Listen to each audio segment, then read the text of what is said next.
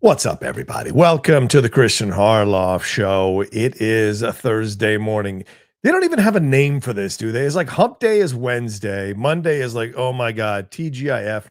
But Tuesdays and Thursdays get short shrift. I guess there's Throwback Thursday, but I don't think it's the same, right? I mean, so anyway, we're going to have some fun today talking about stuff going on in the world of entertainment, Superman news. Everybody's all up in arms over the box office stuff. We've got some interesting comments from George Miller on AI, some set photo stuff, some Ocean's 14 stuff, some Warner Brothers, really big news coming down here that we're going to discuss. And I'm not going to do it alone. You all know that. The great Steph Sabra will be joining me to have fun here on the show today. So start sending in your Streamlabs. Start sending in your super chats now as we start the show, because we're going to answer them at the end of the show. And let's get this thing going. It's the Kristian Harloff Show. Let's go.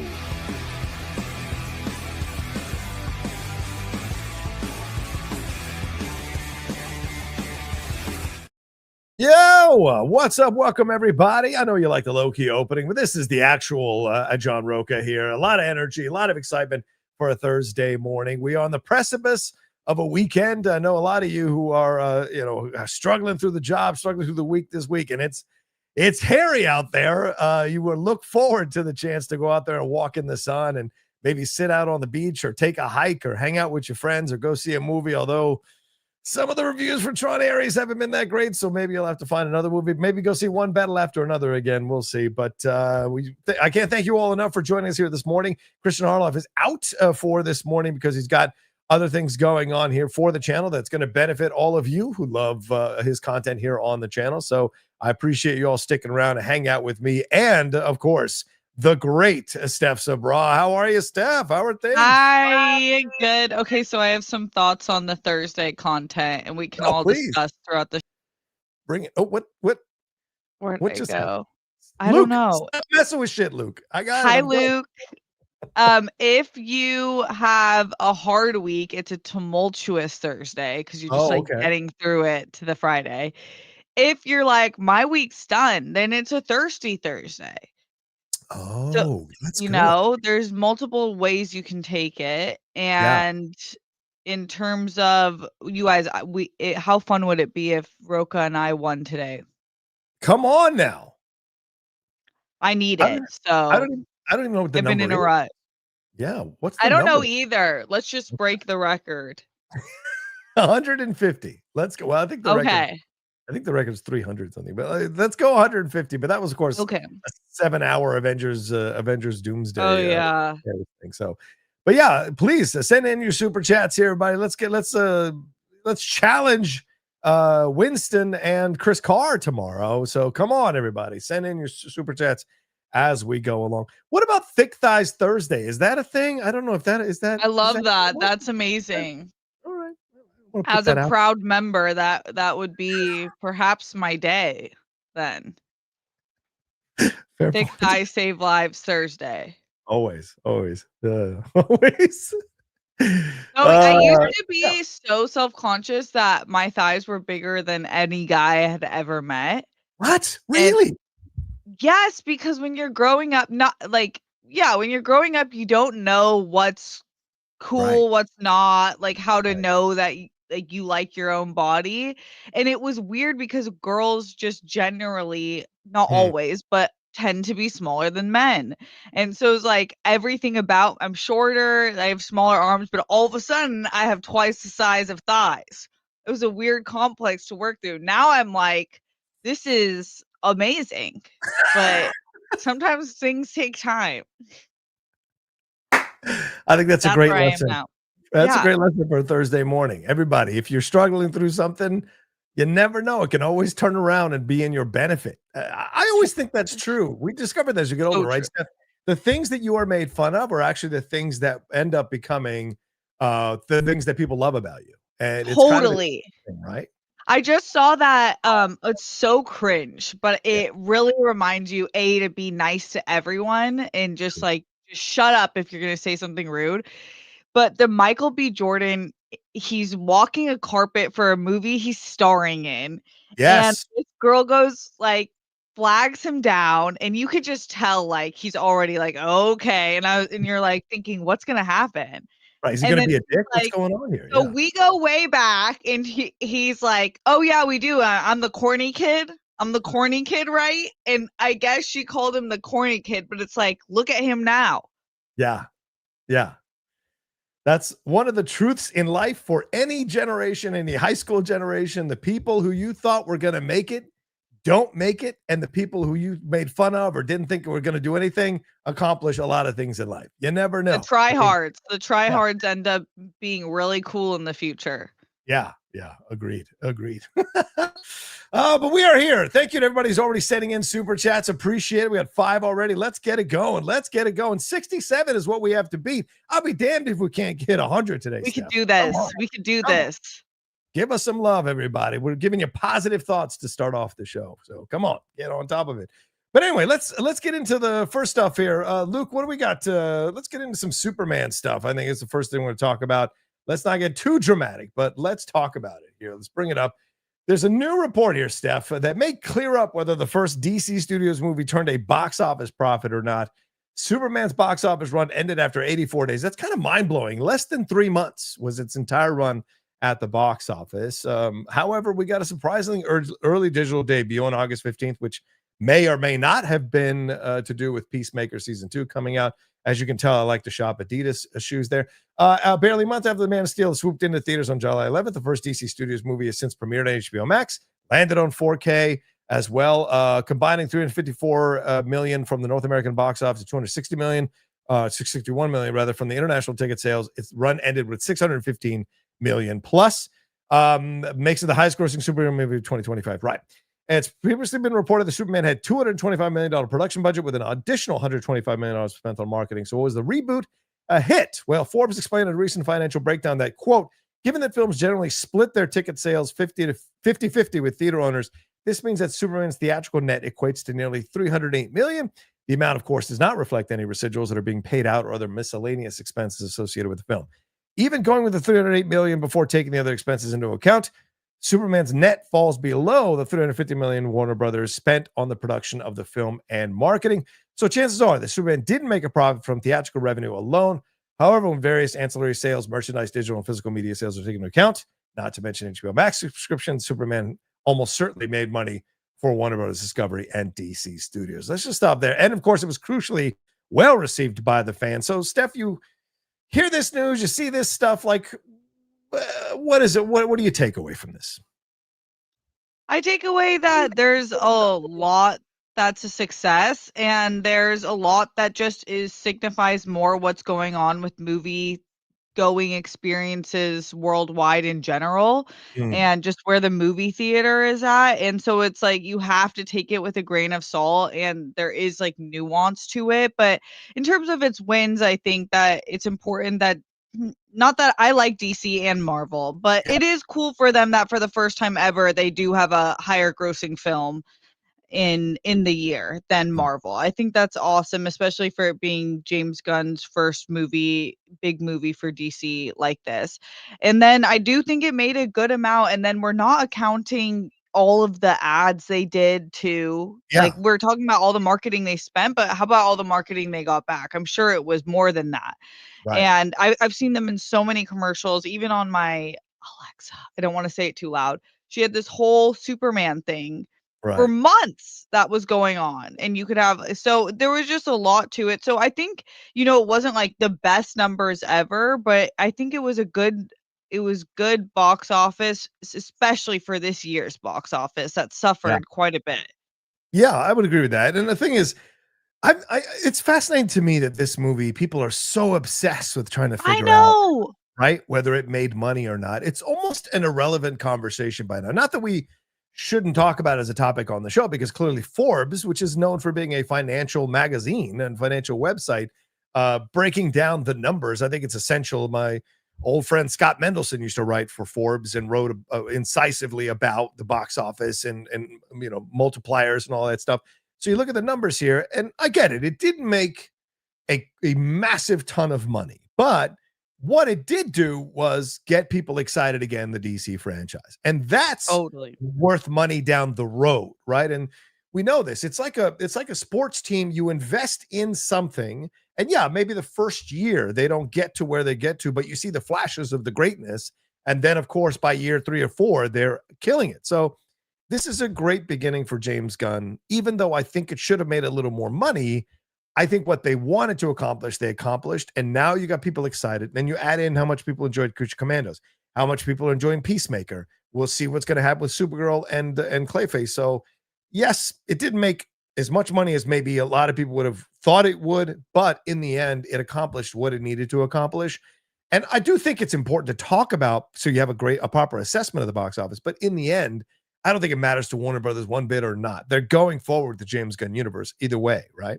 Yeah, totally. I think overall, it's so funny because I scrolled down to the comments on this article. Anytime there's like a James Gunn article, I'm scrolling 10 out of 10 times because I want to see the comments. And it is so similar to how politics are right now, where is they either hate him and no matter what the article says, they're like just they just hate the guy and they just can't wait to take the negatives from the article, or they really love him and they're like, it doesn't, this kind of, to your point, where it's like it's a win either way. They're moving forward with the sequel, so it's not it didn't do $1 billion Endgame numbers, but I think it's the beginning of that. And I do think that it got enough recognition.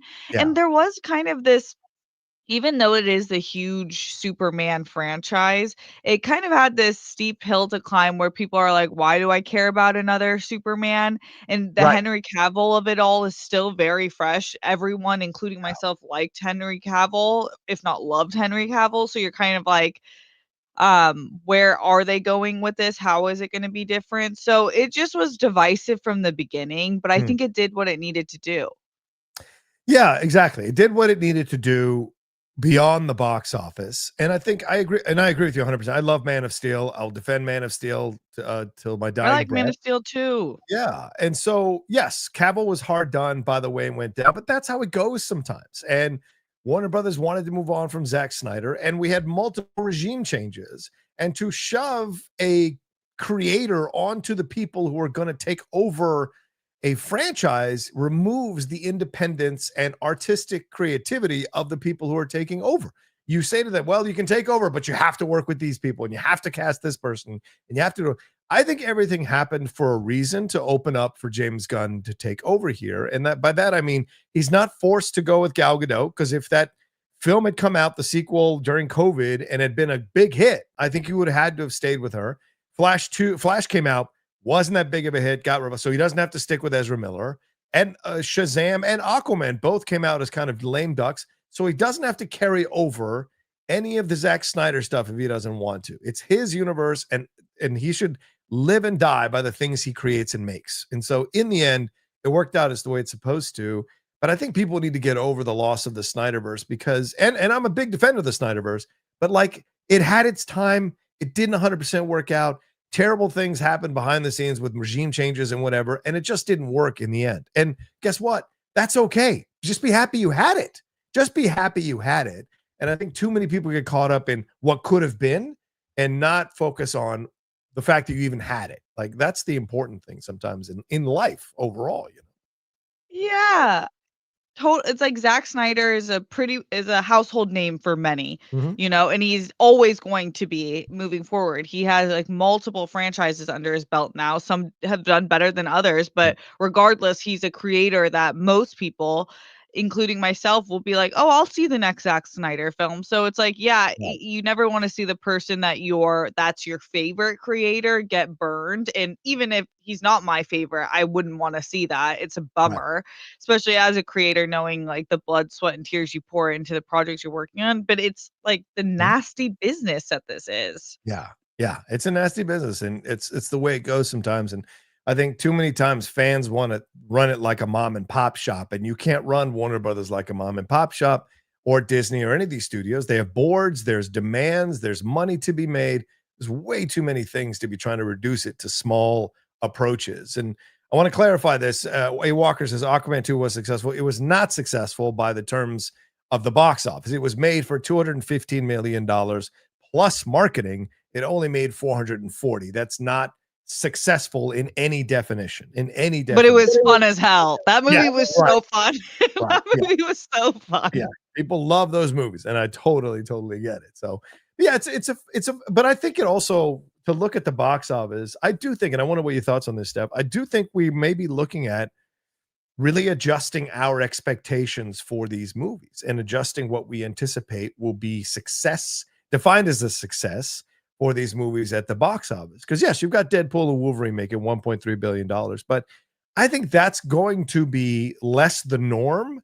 And I think more the 600 to 800 million is going to be the standard when you're looking at superhero box office. Now, what do you think about that? Yeah, I it's a bummer, but I do think so. It's like, because explain to me how the 20th Jurassic Park movie does better than, Fantastic Four. And it's Right. just like that's how the box office is now. It matters how the world perceives the franchise, if your movie can even be played in a certain country. Right. And then also it's like, unless it's a movie like Avatar, Christian made a good point where it is a better experience in the theater, like you Mhm. have to win that argument, then people have, like I have an 80-inch TV. It's like people are gonna see stuff at home, they have amazing sound equipment for your house now. It's like you have to have, and I love the theater. I'm always gonna go to the theater. Part of it is I wanna see it in the beginning too, so I can be a part of the conversation with everyone. But for the average viewer, it really is like, why should I leave my house? Yeah. And that's changing the box office discussion as a whole. Like, Yeah. unless it's something like Avatar or a Jurassic Park or something like that, it's really going to be hard to break a billion. Well, they're event films. Jurassic Yeah. World, Avatar, those are event films. If they were doing 3 Avatar films a year, I think the box office numbers would go down. If they were Yeah. doing 3 Jurassic World movies a year, like Marvel does, the numbers would go completely down because if because I mean, look, Rebirth is not a good movie. I know a lot of people love it, whatever made its money, but like if you did 3 Rebirth type films a year, people would just eventually turn off on the franchise. Same thing with Avatar, because you have to keep spinning off, which dilutes the creativity of the people involved in it. And that eventually will end up biting you in the ass. And that is the one thing I fear about the James Gunn situation, is that he's doing so much of the DC content that it's all just kind of relying on him, that I wonder how, like, when the dam breaks of how much he's writing and creating and making and doing. And I wonder if there's going to be like a bit of a pushback from the audience eventually if there isn't enough other stuff peppered in. Like the fact you're getting Supergirl and Clayface before you get the sequel to Superman, I think is good. But Me too. what happens after that? Will James keep going? Who's going to be doing your Batman? So there's just a lot of questions here. And I think James is going to find that he's going to have to take a little bit of a step back and do less and encourage other creators to come through. Still do his stuff occasionally, but you've got to allow for more voices in the room, and because you'll just get diluted creatively in the end. So Yeah, I think I've always kind of guessed that was the plan, that he would start what the tone is Right. and then find the right writers and creators that he really respects and that he can work collaboratively with, and then kind of, be kind of more of an oversight to some, writing some, directing some. But even on Peacemaker, he didn't write every episode. So Right. there's definitely people he's leaning on, but I agree. Like, I just can't imagine the amount of projects they have coming up in the future, Yeah. him being able to do that. Yeah, exactly. So we'll see. All right. Well, let us know what you think about this Superman box office discussion. Are you over it? Do you think it's valid? Do you think it's fair to talk about it and find out what's going on? What signs do you think this is showing us for the box office going forward with superhero movies and DC movies in general from James Gunn? We're going to talk about more things here in a little bit, but let's get to some ads for the show, some sponsors here for the show. Factor and Raycon will be right back right after this. So fall for me, it always feels like a reset. It doesn't matter if it's back to school, the busier routine, shorter days, finding time to cook, it's rough.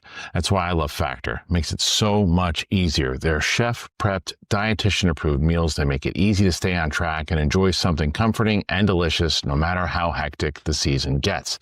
More variety, more meals. You can choose from a wider selection of weekly meal options, including premium seafood choices like salmon and shrimp, and there's no extra cost. From more choices to better nutrition, that is why 97% of customers say that Factor helped them live a healthier life. Feel the difference no matter your routine. For me, it's been so beneficial when I need something, whether it's after the gym or in a pinch when I'm in the middle of, oh my God, I'm working, I got to eat something. I was like, but I got to get everything that I need for my body. And it is Factor. So eat smart at factormeals.com/Christian50off. Use that code Christian50off and you get 50% off your first box plus free breakfast for 1 year. That's code Christian50off at factormeals.com for 50% off your first box. Plus, free breakfast for 1 year. Get delicious, ready-to-eat meals delivered with Factor. The offer is only valid for new Factor customers with the code and qualifying auto-renewing subscription purchase. Get it. You will not regret it. This message is sponsored by Raycon. It's Raycon's anniversary, and what better way to celebrate than with a deal on the Everyday Earbuds Classic. They're now 20% off, so it's the perfect time to get your hands on these. Reliable, super comfy, and easy to take anywhere. You're going to see exactly why they have been a fan favorite since day one. The Everyday Earbuds Classics are loaded with upgrades. You got active noise cancellation, multi-point connectivity, so you can pair with 2 devices at once, and an ergonomic fit that actually stays put no matter what you're doing. Everyday features that live up to the name. You got a quick charge. 10 minutes gives you 90 minutes of playtime, up to 32 hours of battery life with the case. Awareness mode, perfect when I'm going to take the dog out or if I'm on the train. It's amazing. Over 3 million customers already love Raycons, and they come with a 30-day happiness guarantee. So if you don't love them, returns are easy, so you have nothing to lose. I really dig it. As I mentioned, I'm on the train. I got something to listen to. I got these buds. They're so easy. Pop them in my case, and it's just convenient. So go to buyraycon.com/Christian. Get 20% off the Everyday Earbuds Classic. There you go. Factor and Raycon, 2 positive things to put in your life there, and you get a massive discounts if you use those codes. So make sure you do that in the future going forward. And look, Steph, everyone's getting in shape. Everyone's losing weight. Everyone's working out. Everyone's doing their thing. It's part of getting older. It's essential as you get older. A lot of you have been watching us. Well, go ahead, Steph. Good, yeah. No, you guys, I hit 30 and I have like an exceptionalism complex where I don't think things are going to happen to me the way things happen to other people. I love it. Sorry, I've never said that out loud, but I think that's what I suffer from. Like I just always I almost knocked on one, but it's in the past. I never got severely injured in D1 sports ever.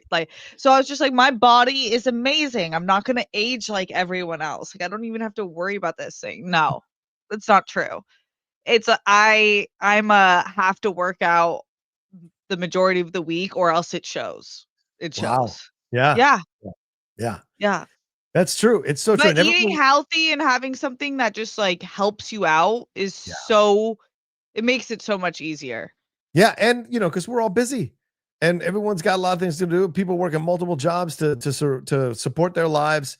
Factor makes it easy. The meal is waiting for you. Pop it right in. And there's so many different things to choose from. And of course, the Raycon situation, people need to disappear sometimes from the madness of the world. Shutting yourself off, listen to some music, taking it with you on a hike, a podcast. All of that is so essential in life. Really, taking care of yourself is important. There's a line in Henry V, Shakespeare said, is like self-love is not so great a sin as self-neglect. And so I think this is a really important thing to remember in life for everybody who's watching us right now. That's a good quote. Well, let's move.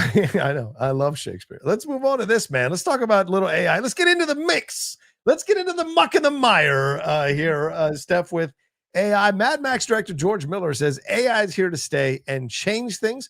It's way more egalitarian and will make filmmaking available to anyone who has a calling to it. And for those who don't know, egalitarian means equality.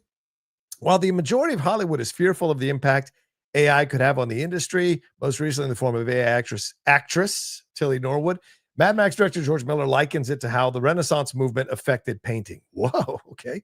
Speaking to The Guardian, ahead of leading a jury at the Omni AI Film Festival in Australia, Miller said the debate around AI, quote, echoes earlier moments in art history, particularly during the Renaissance era when the introduction of oil painting gave artists the freedom to revise and enhance their work over time. That shift sparked controversy. Some argued that true artists should be able to commit to the canvas without corrections. Others embraced the new flexibility. A similar debate unfolded in the mid-19th century with the arrival of photography. Art has to evolve. And while photography became its own form, painting continued. Both changed, but both endured. Art changed. He's also behind AI because it's way more egalitarian. It will make screen storytelling available to anyone who has a calling to it. I know kids not yet in their teens using AI. They don't have to raise money. They're making films or at least putting footage together. He said AI represents, quote, the most dynamically evolving tool in making a movie image. As a filmmaker, I've always been driven by the tools. AI is here to stay and change things. The balance between human creativity and machine capability, that's what the debate and the anxiety is about. But Miller did say ultimately that AI isn't a threat because it can't replace the human essence. And reflecting on a conversation he had with filmmakers about the 2015 British documentary Listen to Me, Marlon, which is a great doc if you guys haven't seen it, which recreated Marlon Brando in 3D with software. By the way, they had Brando's permission to do this. Miller said he doesn't believe AI can replace or revive actors in a truthful manner because of the specificity of a human performance. He quoted a young director who told him then about Listen to Me, Marlon, that in the future you may, quote, have a character who looks like Marlon Brando, but you'll have nothing close to Marlon Brando. You won't have the engagement, that performance that arises out of the collaborative effort between other actors and directors and writers and so on. You will not have the essence of Brando. So fascinating stuff to consider, Steph. Certainly people talking about AI more and more this morning in THR. Petty Gilpin of Glow fame and After the Hunt fame wrote a article addressing Tilly, quote unquote, actress Tilly Norwood. Your thoughts on George Miller's comments?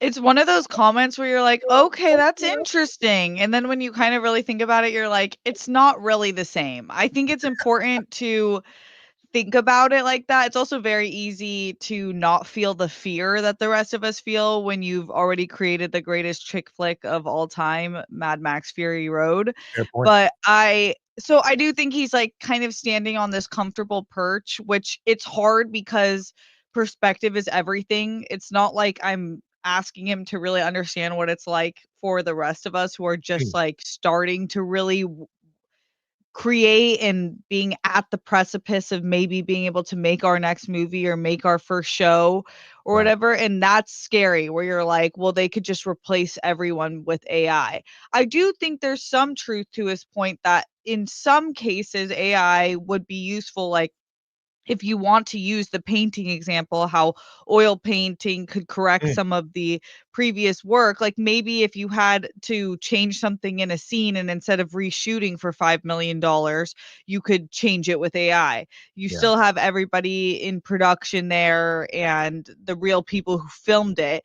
But I think the part that I'm like really, really just I think is really gross is AI actors and using AI to write your script. It's one thing to use AI to kind of look over your script and be like, did this hit the beats that you need? I don't know what a question could be. I've never used it for something like that. Right. That it's like, whatever, we use tools all the time. But when you're talking about actually what's on screen, I think that there should be a hard line. And when we're already in this economy where people are losing jobs left and right and not being able to get jobs and not having upward mobility in the way that we used to, it's scary. And it feels like the entertainment industry is under direct attack in general. And so when you add something like this, like a foreign entity, it's scary. But I agree with some of his points in the sense that you cannot replace human essence. Yeah. I do think like you could get something that's pretty good. And maybe if you want to be a studio that just like manufactures AI content and you're just trying to make like a minimum dollar amount every year and there's viewers who like that, sure, whatever. But I think people who like really love art and love watching real people make things and knowing the process that it took, like you can't ever really replace that. Whether it's as profitable or not, that will suck. But I mean, you can't control that. Yeah, we are in a transition place now. And listen, it feels like the last 20 years we've been in a transition place every year about something. And I know the truth of life is progress. Like that is the one thing that never changes. There is always progress, always moving forward, whether it's baby steps or massive leaps. And with technology, we've seen massive leaps. I mean, Steph, 30 years ago, we were trying to teach our parents how to program a VCR. Now it's like a whole nother ball game. Your parents are playing around on an iPad or on these much more advanced technological things. And so AI was eventually going to come. CGI back in the 90s when Jurassic Park happened, that was essentially leading us all to where we're at now. So you can't just be all super upset about what's happening now without factoring in the historical nature of it. Right, exactly. So we all part of it, but it's how it's being used, right? That's the important thing. How is it being used? Is it replacing human beings? And these are the things that I think we're all struggling with when we put it into our minds. And I also, and I tweeted this out yesterday, or posted this yesterday, like, I just think the studios are doing lip service for right now and saying, oh, we're not going to do that. The agencies are all saying, well, we're not going to represent anybody from AI.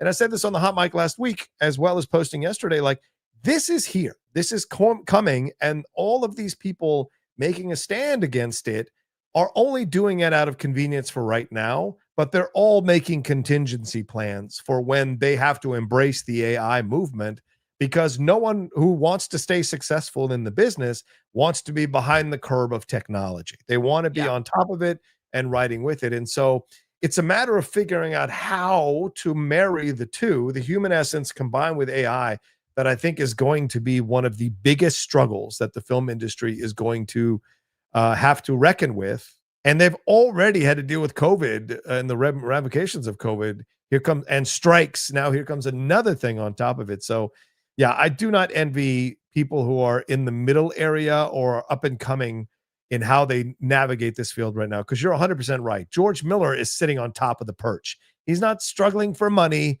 He's not in a place where he has to worry about his art being taken over by technology. He's in a different place. And I also have to factor in the strikes. Directors look at this differently because directors look at everything like tools. They don't look at it like actors do or writers do. Directors look at everything like tools most of the time. It's why DGA signed their agreement quickly with the studios, while producers and actors and writers had to fight against the studios for the strike. So there's a lot that goes into all of this when you hear a director talk about AI, you know? Yeah. And I think ultimately at the end of the day, I agree. It's like you can't really push back too much because it's going to happen. Yeah. So you're either the person watching it happen or you're being involved in it happening, so it can hopefully happen in a way that's not totally abusive. And I think there will be ebbs and flows in that, but ultimately I think everything will depend on the consumer. At the end of the day, what are people buying? What are people watching? What are people going to the movie theater to see? What are they downloading? And that's going to move it forward or regress it, and then ultimately figure out its place in the industry. Yeah, and how it can be used, because we already see these films last year, right? Last 2 years, the best picture films, there've been AI accusations. Taylor Swift with her album release just got accused of some AI stuff being used on the YouTube videos, and every YouTube video that was called out has been removed. So we see that we're in that place where AI, people want to use this tool, but they want to be able to use it and not get caught using it because they know the tool is actually effective for what they're trying to get across. And I think what George Miller says here about young filmmakers coming up, I do agree with that, because not becoming a filmmaker is expensive. Cameras are expensive. Like a director. Yeah, director. Yeah. Film is expensive. Getting locations is expensive. So if you've got up and coming creators who have a voice and they can use AI on the cheap and create something really interesting, how can you fault them for doing that? They're being artistic and they're being creative. It's no different than Snapchat. It's no different than Vines, if you guys remember Vines, or even now with Shorts. People are creating mini episodes within Shorts on YouTube. So it's about using the tools in a creative way that's important. Yeah, it's true. When you think about like even I feel like every writer has been like, "Oh, I wonder if I could just make this myself." It's like it feels like a unimaginable feat where you're like, "How could I do that?" Like you look at the requirements for a Netflix camera, they're like over $10,000 and Yeah. for the specific cameras they use and obviously I'm sure they make exceptions on things, but Yeah. it does feel impossible sometimes to even get started without a studio backing you. Yeah, yeah, it does. It does. So yeah, we'll see. We'll see. And some interesting comments from George Miller, as you Yeah, it's pointed out very well. interesting. Yeah, yeah. All right, let's move on to some Stranger Things conversation. Let's get into some Netflix conversation here with Stranger Things. This is a new report here. The new report over at Puck News, which I recently subscribed to, indicates that the upcoming fifth and final season of Netflix's supernatural drama Stranger Things, here, let me make this a little bit bigger, looks set to have potentially the biggest budget of any single season of television ever made.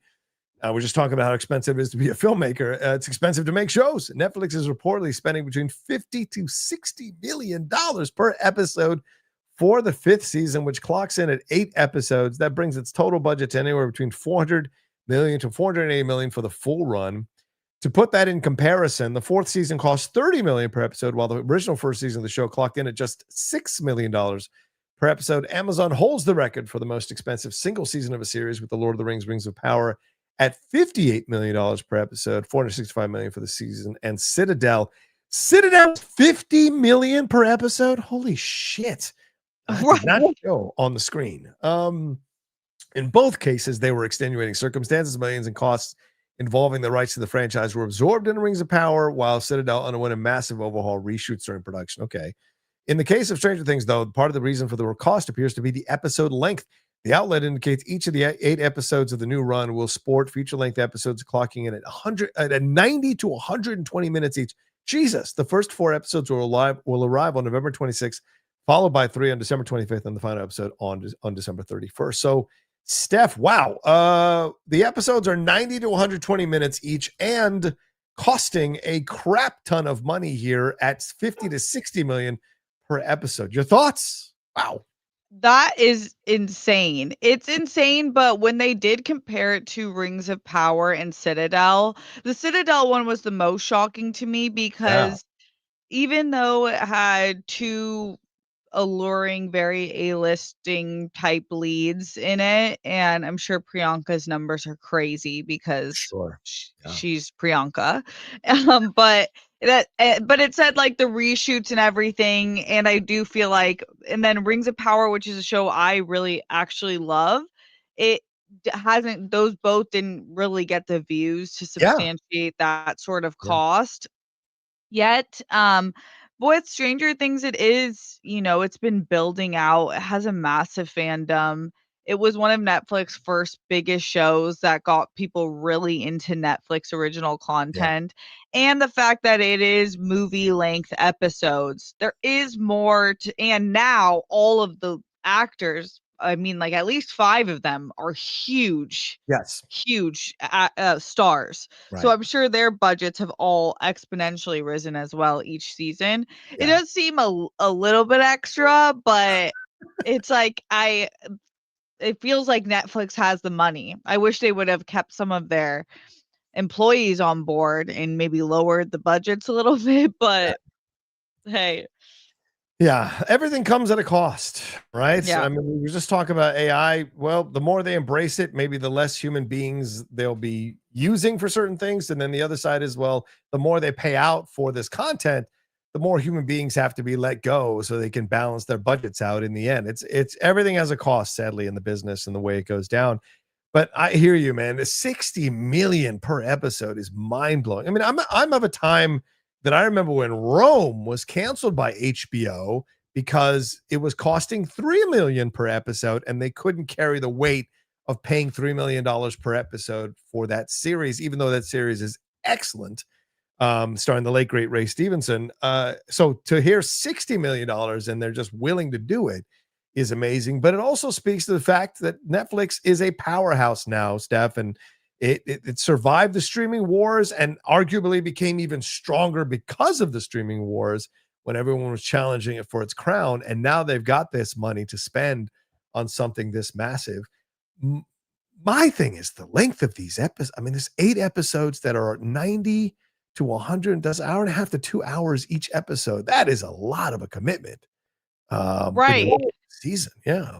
So each week that they're doing the 3-episode release will be like a Lord of the Rings movie extended cut. It would be like I mean, that's a lot. And it's true. Like, I feel like I've seen a lot of people in the comments bring up, and I've heard a lot of the criticism that people were obsessed with season 1, you know, it was kind of a game changer. And then 2 and 3 kind of lost them. And then now they've been kind of brought back. But I do wonder where their numbers kind of sit in this final season. And if it being the final season will bring in people. Like, I might have Harry watch all the seasons in anticipation for this because he hasn't seen it. Just because I'm like, it is a final season. It is one of the most talked about shows ever. But to your point of Rome, I'm just thinking of when the news came out in the final season that a few of the top actors, like Emilia Clarke, was going to be making 1 million per episode in Game of Thrones, the final season. And we were like, what? Like, okay, shows have changed the game. Shows are like movies now, if not more. And this is like, they're probably making around that, the main cast, it seems like. Yeah, I would say so for sure. Especially with Millie Bobby Brown, who is very much a Netflix favorite, right? And I don't know about Finn Wolfhard or the other, but I mean, David Harbour has gone on to do a number of things. Winona Ryder is back in demand again. So yeah, I imagine that the Joseph Quinn now is like a star. Right. Which there's rumors about him coming back for this season. And so, yeah, there's quite a lot of that going on with these people spinning off to do more things in their lives. So, but yeah, I mean, you talk about the lengths. I'm looking at here, friend of the show, Ed Harrell brought up the lengths of the previous season. And he's not 100% correct, but he's kind of correct, saying that last season had kind of like the same length of those shows. The first episode was 1 hour and 18. The second episode, 1 hour and 17 minutes. The third episode was only an hour. Only an hour. Then the fourth, 1 hour and 18. The fifth, an hour and 15. Hour and 15 for episode 6. Hour and 40 minutes for episode 7. Episode 8 was 1 hour and a half. And then episode 9 was 2 hours and 20 minutes. So 1 hour and 15 is not 1 hour and a half consistently or 2 hours consistently. So it is going to be longer, these episodes. And I think because they clearly want to tell a massive story and put everything out there. So we'll see. We'll see what the ramifications are. And I wonder if people will watch in the numbers that they want them to watch. So it'll be curious when it's all said and done. Yeah. Because I don't think it was as I don't know. I feel like a lot of people talked about last season, but it wasn't like, it's because the amount of years in between each season. I'm like, how many people, I think people come back, but how many new viewers have they gotten throughout the years? Yeah. Right. Because you look at the new shows that come out and they're like, oh, most watched show on Netflix or most watched show on Prime Video. And it's like, well, it's the first season. People are curious, right? And it's like we're seeing now with the Jimmy Kimmel ratings. People were curious when he came back for that first week, and now the ratings have gone down again to fit what they were before. So because people were curious. And so it's the same thing with the first season. We'll see how this season does. Will the fact that it's the final season get people to watch it? Or are people like, I can't buy these kids as high schoolers anymore. Cut it out. These are people, they're going to turn it Millie off. Bobby Brown has a whole farm, a husband, and a child. Like, she is queening with her goats. This is like Grease. They're like 27 years old playing high school. It's not going to work. Not going to work. All right, before we go forward, we got one more ad to play here on the channel. Let me figure out which ad it is. All right, we're going to play that ad, and then we'll come back and finish out the topics. And keep sending in your super chats. Rather, we're at 20. We'd love to get to 80 or 100 so we can lead the week going into Friday. Send in your love. Send in your questions, thoughts, and comments. We will answer them later on in the show. We'll be right back right after this. I always love getting new boots. And Brunt, man, sent me some great ones. They sent me these boots called the Marin. Man, they're so comfortable. I like the way I look at them.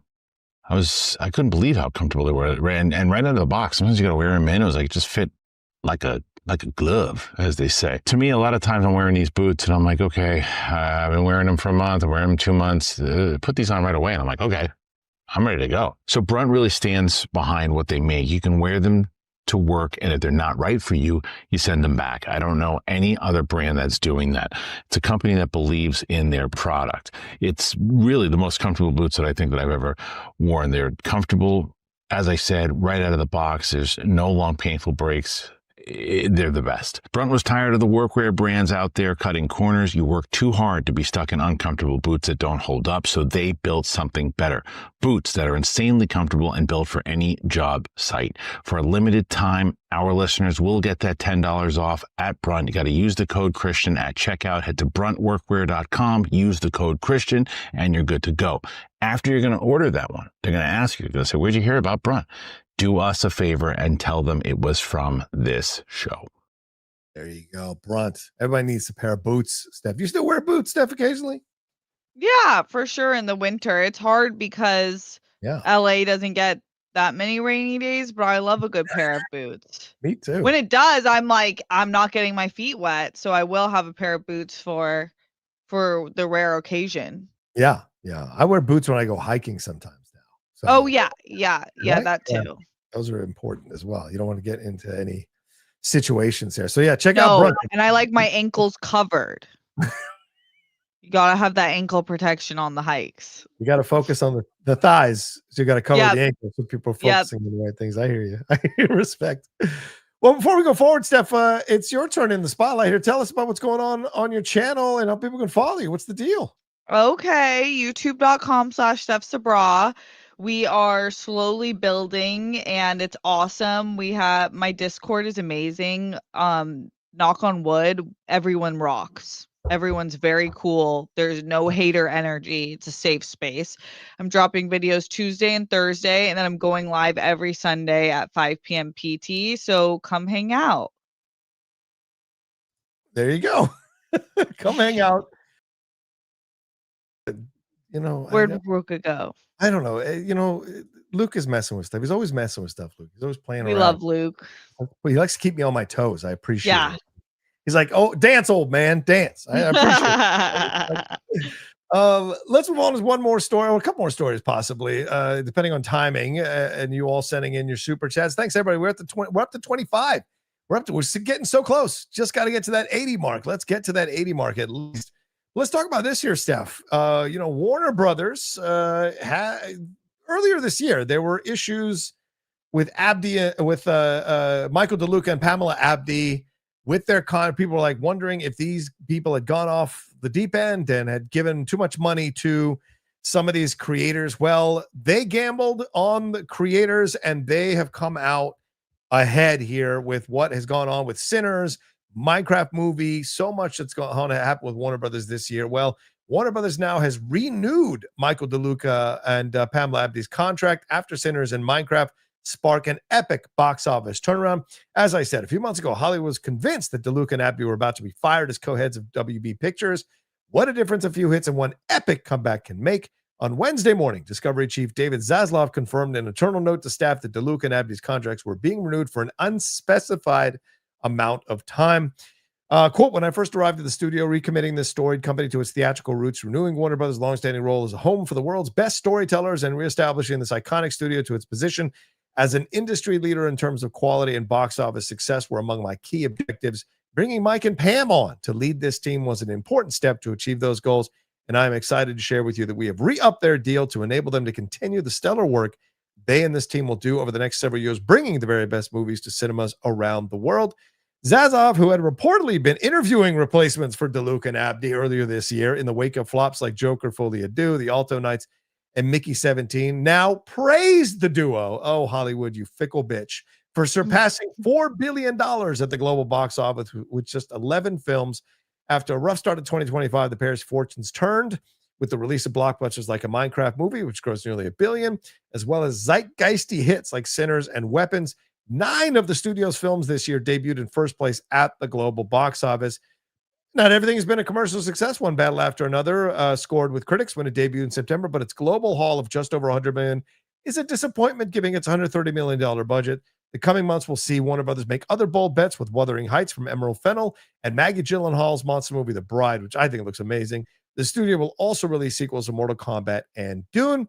If there was any blood from having to twist in the wind for months as Hollywood speculated about their fate, Abdy and Luca didn't betray it in their own note to the staff.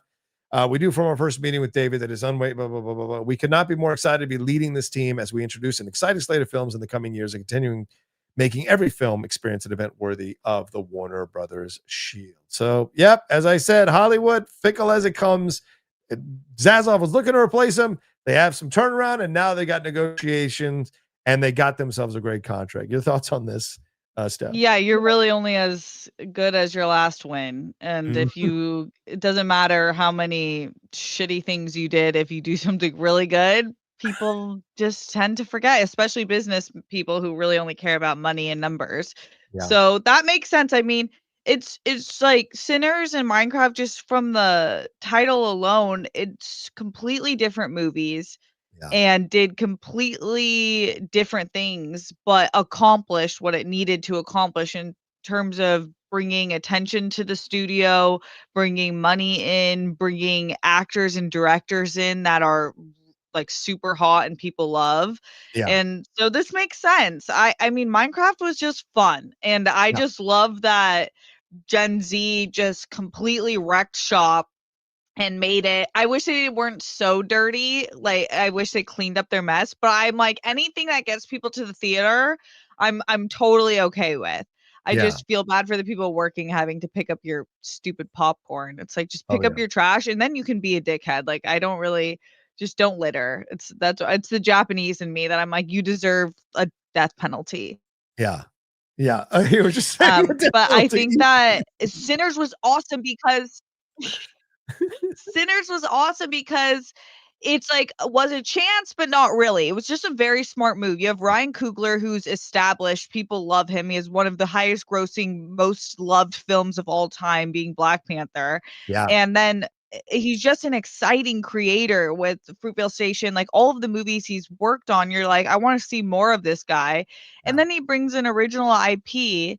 And it just, everyone was talking about it. It's still definitely top 5 for my list for this year. Yeah. It's such a great movie. It's definitely one that I would really revisit. So I just think it was those two examples were extremely smart business choices. So makes sense.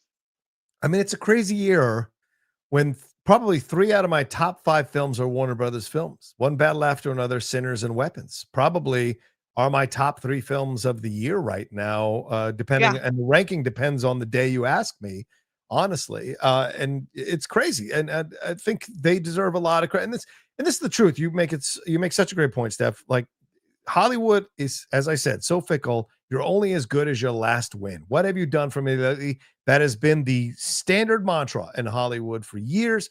I mean, the fact that Zaslav, and I'm not surprised about this, was already interviewing other people to replace them before he'd seen what the results of the products they'd already finished was going to be with the public, tells you everything you need to know about the approach that people have. And now they all put on a happy face and all of that kind of stuff. So I wonder if these negotiations if the fact that they didn't specify the time is interesting, because I wonder if Zaslav was like, okay, we'll negotiate the contract, but we'll see what happens in 2 years with The Bride and with Wuthering Heights and all of that. So we'll see. But this also speaks volumes to people who are film goers. Like, yes, someone may stumble or not do a great stuff, or you look at, but like, it's about the long game. What can they do in the long term? What can they create in the long term? And the Luca and Abdy are on the other side of the James Gunn, Peter Safran question. They have DC, Gunn and Safran. Abdy and DeLuca have Warner Brothers, which, by the way, includes Batman. Includes Matt Reeves' Batman. That's under Abdy and DeLuca. That is not under Gunn, because it was started before Gunn got there. Mm-hmm. So I wonder if extending them might also be seen as a tacit endorsement of the Matt Reeves verse, and that all our thoughts that Matt Reeves is being pushed out gently or indirectly might be unfounded because of this re-upping. I wonder if the re-upping, part of it was, we want people who are in charge of this Reeves verse who are going to be good with him and who have a track record with him, considering the Batman Part 2 is coming out here in a couple of years. So that might be an element of all of this as well. But Either way, shout out to Abdy and Luca taking chances, as you said, Steph, on creators and taking a chance that the audience will be inspired to come watch these creators and the creations they make on screen if you give them enough money to let their visions be seen on screen. And I think that's an amazing situation for them overall. So we'll see. And they just greenlit Ocean's 14. Steph, so let's segue into that. What are your thoughts on that? Warner Brothers not greenlighting Heat 2 because there was too much money, but they are greenlighting Ocean's 14. Do you like this idea? Heat 2 as in the not the Sandra Bullock. No. Okay, Heat with Al Pacino. Yes. Okay. I was like, I don't think Sandra and my girl Melissa McCarthy would be asking for that much money. No. Ocean's 14. That's right. I think that's, isn't that the Heat? And then Heat is the different thing, I think is what it is. Yeah. But anyway, go ahead. Yeah. Uh-oh. Did we lose Steph? Did she freeze or did I freeze? Luke, who's frozen? Am I frozen or is Steph frozen? What's going on here? Uh-oh. Let me know, guys. Am I frozen or is Steph frozen? I don't know what's going on. But Steph is frozen. Okay. So yeah, when she comes back, we'll put her back on. But yeah, they have greenlit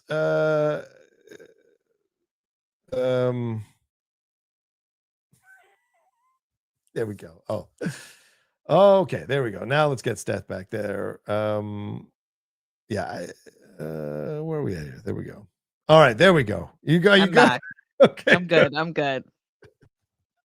All right. Let's add this. Let's keep going on this. But yeah, Ocean's 14 has been greenlit here. They turned down Heat 2, the Al Pacino movies you're referencing, Steph, but Ocean's 14, George Clooney said this recently on a red carpet. We just got the budget approved at Warner Brothers, and that is Abdy and Luca, and we're trying to set up.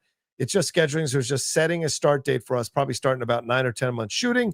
Yeah, Brad Pitt, Matt Damon, Don Cheadle, Julia. I had dinner last night with Julia. They're all still really dear friends, and so the chance to work together would be fun. So, do you like the idea of another Ocean's movie? Ocean's 14? Does it make sense? Yeah, I think it makes sense. I think people always like Oceans is always kind of somewhere in the zeitgeist conversation. I feel like once a month someone will bring up an Oceans reference, and I don't know if I've seen the most recent ones, but I feel like it's like similar to Fast and Furious, where they're just always going to be fun. Whether or not they're like mind-blowing as great as the first one, who knows, but they're always a fun time. So to our earlier point about box office and kind of how movies are being made now, I think there's always space. I'm always going to be up for a movie that's just fun. I think heist movies. I just watched the most recent heist movie on Prime with Lakeith Stanfield and Mark Wahlberg, and it was like just like so we just kind of put it on. It's nothing like it honestly kind of had a slow start, and then it got good because I like Shane Black a lot, so I was just curious what it was going to be like. And by the good heist movie, and that's kind of how I feel about heist movies in general. I'm like, why not? Especially when you have like George Clooney involved. Yeah, and it's been a while since Ocean's 13. I think it's been like almost 20 years. I think Ocean's 13. I think it was 2007, so 18 years ago. And then we had Ocean's 8, right, with Sandra Bullock and Cate Blanchett and Anne Hathaway, Awkwafina, Rihanna, Helena Bonham Carter, and I think Mindy Kaling. So we had a number of ladies come through, and so I wonder if this will be a combination, like a crossing over of the streams where everybody's involved in this heist. Because Bernie Mac has passed on, Carl Reiner has passed on, so we don't get the full cast back. So will they replace them, or will they bring in the ladies to kind of fill the holes there and see what you got going on? So I'll be curious, but I'm with you. I love these Oceans movies, and I love George Clooney, and I'm love to see him be in something and have a little fun.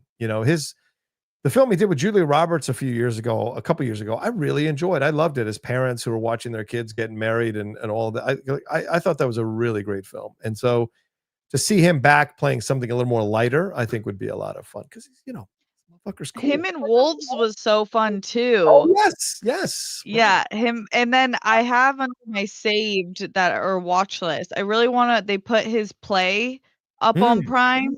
Good The night, one good that luck. like, Yes. yeah. I feel like it would be cool to see how that is. But yeah, I'm a huge George Clooney fan, and I'm a bigger Amal Clooney fan. That woman, Yeah. woman is straight up goals. I've Yeah. loved her for like almost a decade now. My mom and I, every time an Amal Clooney outfit appears, we're like, oh, Amal, it's Amal, the human rights lawyer of the century with the fashion of Audrey Hepburn. We love Amal. Oh, you're Amal Clooney's husband. Oh, pleasure to meet you. Nice to meet you. That's kinda how it should Yes. be. Nice to meet you, George. Yeah, nice to meet you. Is it George? Oh, good. Very nice to meet you.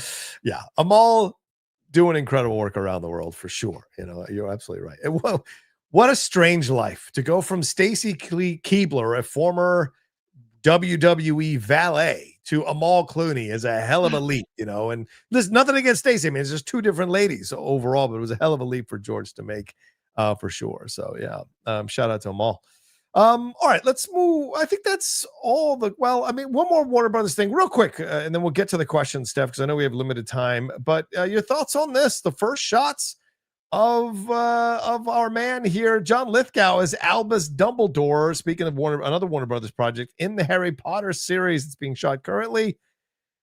Your thoughts? Do you like this look? Do you like what's going on here? Are you a fan of what he's doing here? What are your thoughts, Steph? All right. Seems like that's a no. Maybe not a big fan of it. I don't know. Okay. Can you? There we go. Am I back? Yes, you're back. Oh, I'm so sorry, guys.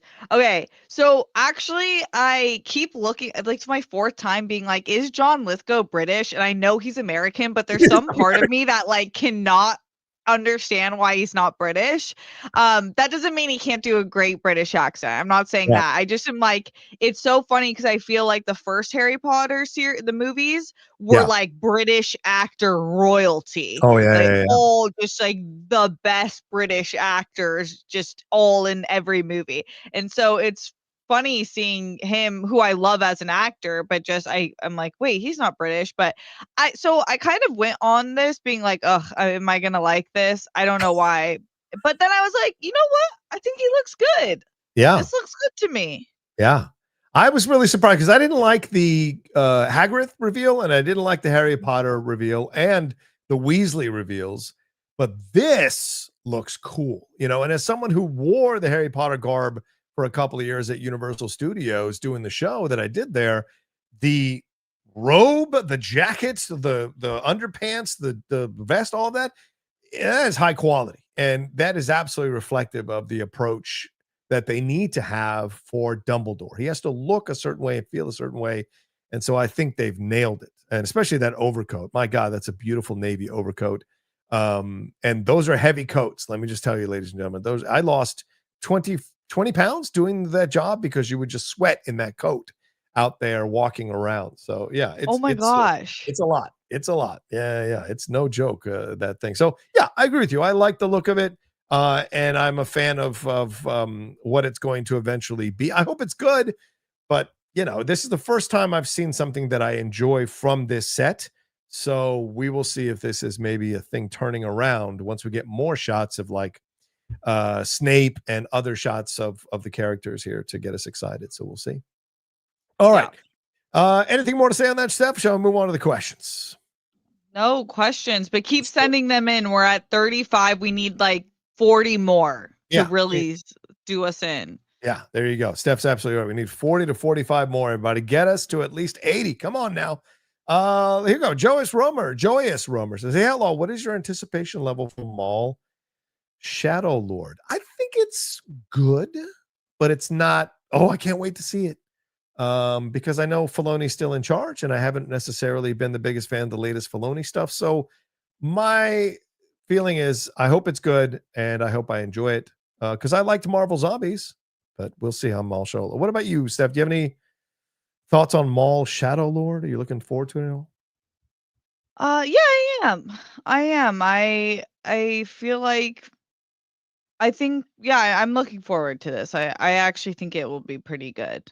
Yeah, we'll see. Pac-Man Dwayne, movie reviews and television, says, good afternoon, good morning. I sent you a DM on Twitter in 2021, John, to thank you for helping me through my mom's passing. Oh, you talked about the passing of your father, but what really helped me out was watching Ted Lasso. You championed that show, and that's already helped me out through my darkest time. Thank you, everybody on the show and on your channel. I listen to everybody's podcast, and I support all the time. But I've been listening.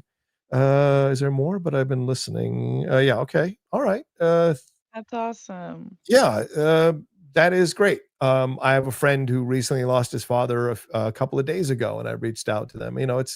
It's a terrible club to be a part of, but it's a rite of passage, as Claudius tells Hamlet in Hamlet. Like, it's a rite of passage, but it's not a rite of passage that any of us want to experience. But it is life. So I'm glad you've walked through it, and I'm glad that anything we all did helped you through those times, because those are the greatest gifts when we get messages like this, that stupid little shows we do help people navigate these rough times with some humor and some entertainment. So it's important.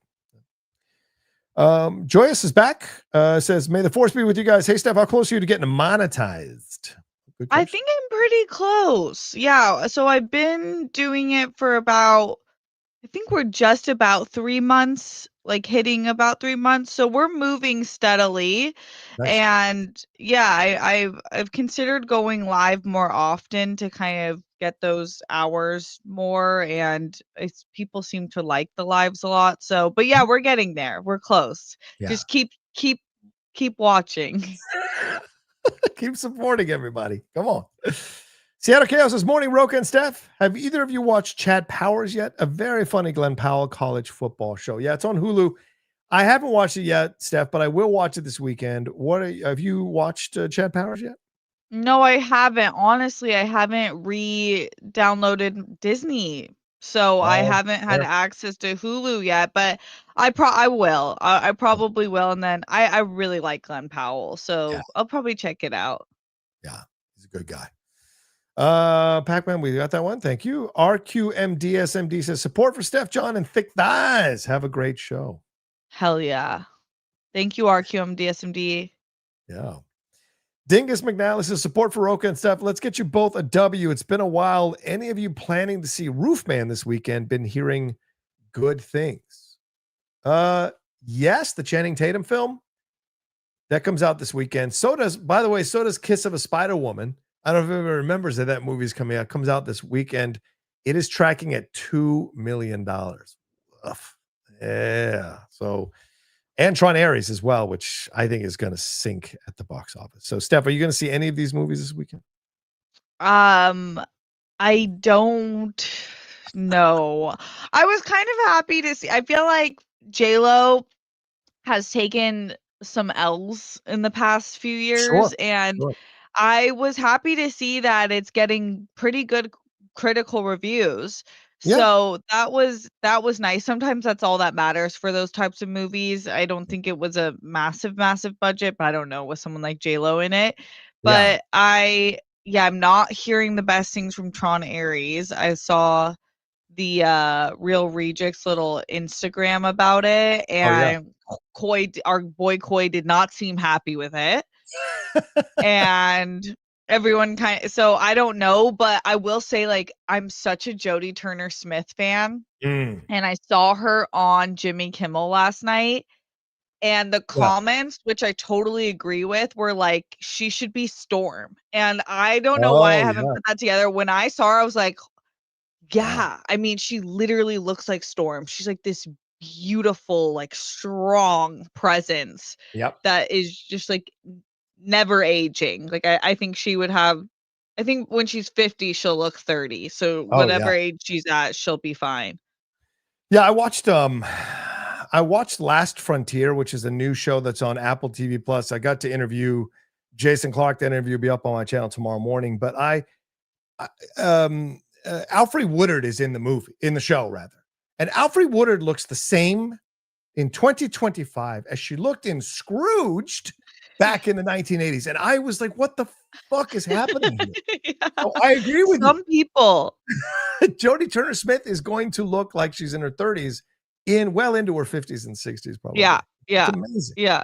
It's amazing. Are you going to see any of those movies this weekend, or have you seen any of them yet?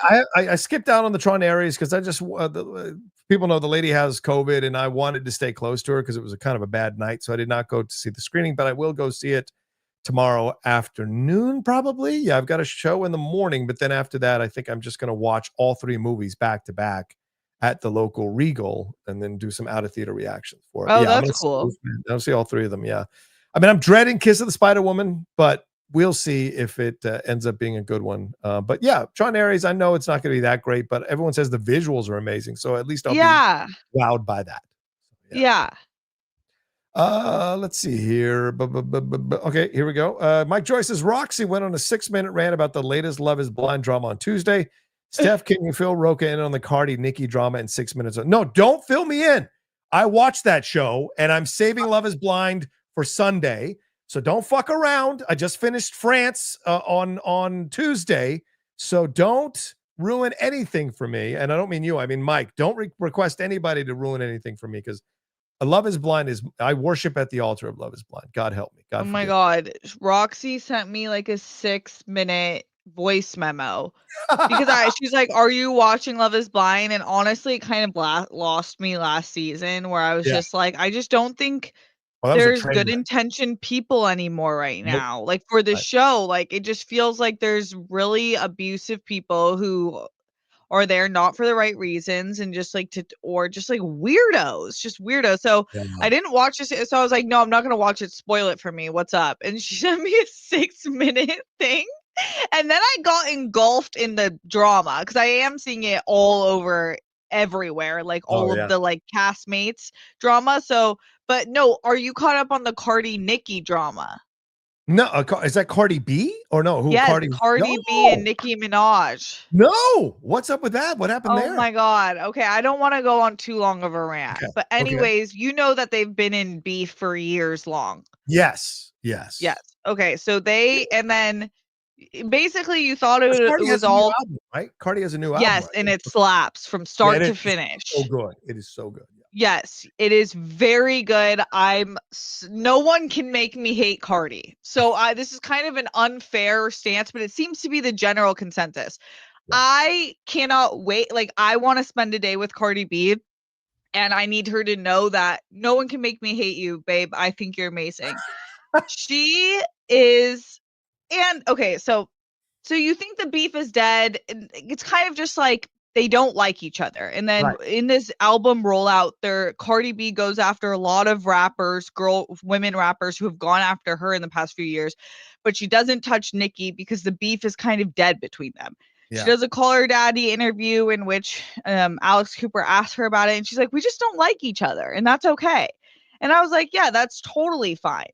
Yeah. But Nicki, I don't know if you've paid attention, has kind of gone off the deep end in the past few years, where she's just getting like nastier and kind of like unhinged, where you're like, is she mentally okay? Or is there a drug problem? Or is there a actual issue going on mentally? Like, people have thrown out allegedly like a drug problem or like schizophrenia or bipolar disorder, which it's kind of seeming to be something, if not a mix of that, just based on it feels episodic in the same way Kanye kind of began, where it's like a week of insane tweets, and then he's silent for a few months, and then it's like another episode. It kind of feels like a pattern of that. So Cardi B drops an album, doesn't mention Nicki. Right. 4 days later, Nicki goes on this terror of like, my album's dropping in March. And then Cardi's album was like breaking records because it's hard to sell albums now with all the streaming services. Yeah. So she's doing really good. It like went platinum very quickly. And then Nicki posts all these things about my albums are the only ones who have gone platinum in this amount of time. Like all these things. And it's like, I don't know what the truth is or not. I'm not like concerned. It's just is like, nobody talked to you, Nicki. So why are you doing this? Then it just got unhinged from there, where Nikki got in her head that Cardi B, by posting her children doing things like spelling their names and stuff, was inadvertently making fun of her child, which is like the true narcissism played out, where it's like no one mentioned your child. And I guess there's like rumors that her child's like, I don't know if it's because he's like slower to develop or not sure. I don't know that stuff. Okay. But so I think there's a sensitivity there or something. And then it just spiraled into them cussing each other out straight up. And Nikki said some, like, Cardi, I mean, you know Cardi, she's not going to be perfect. She said some like hilariously awful things.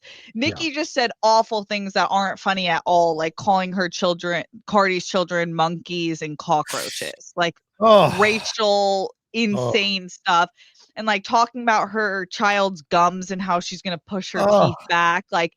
And everyone's like, okay, the children are off limits. This is getting crazy. And then she's like, my child is a prophet. Like, just saying weird stuff. And everyone's like, okay, I think actually something's really wrong with this person.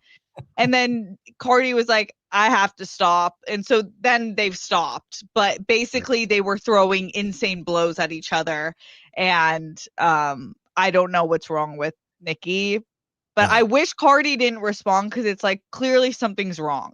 But she did. And that's where we at.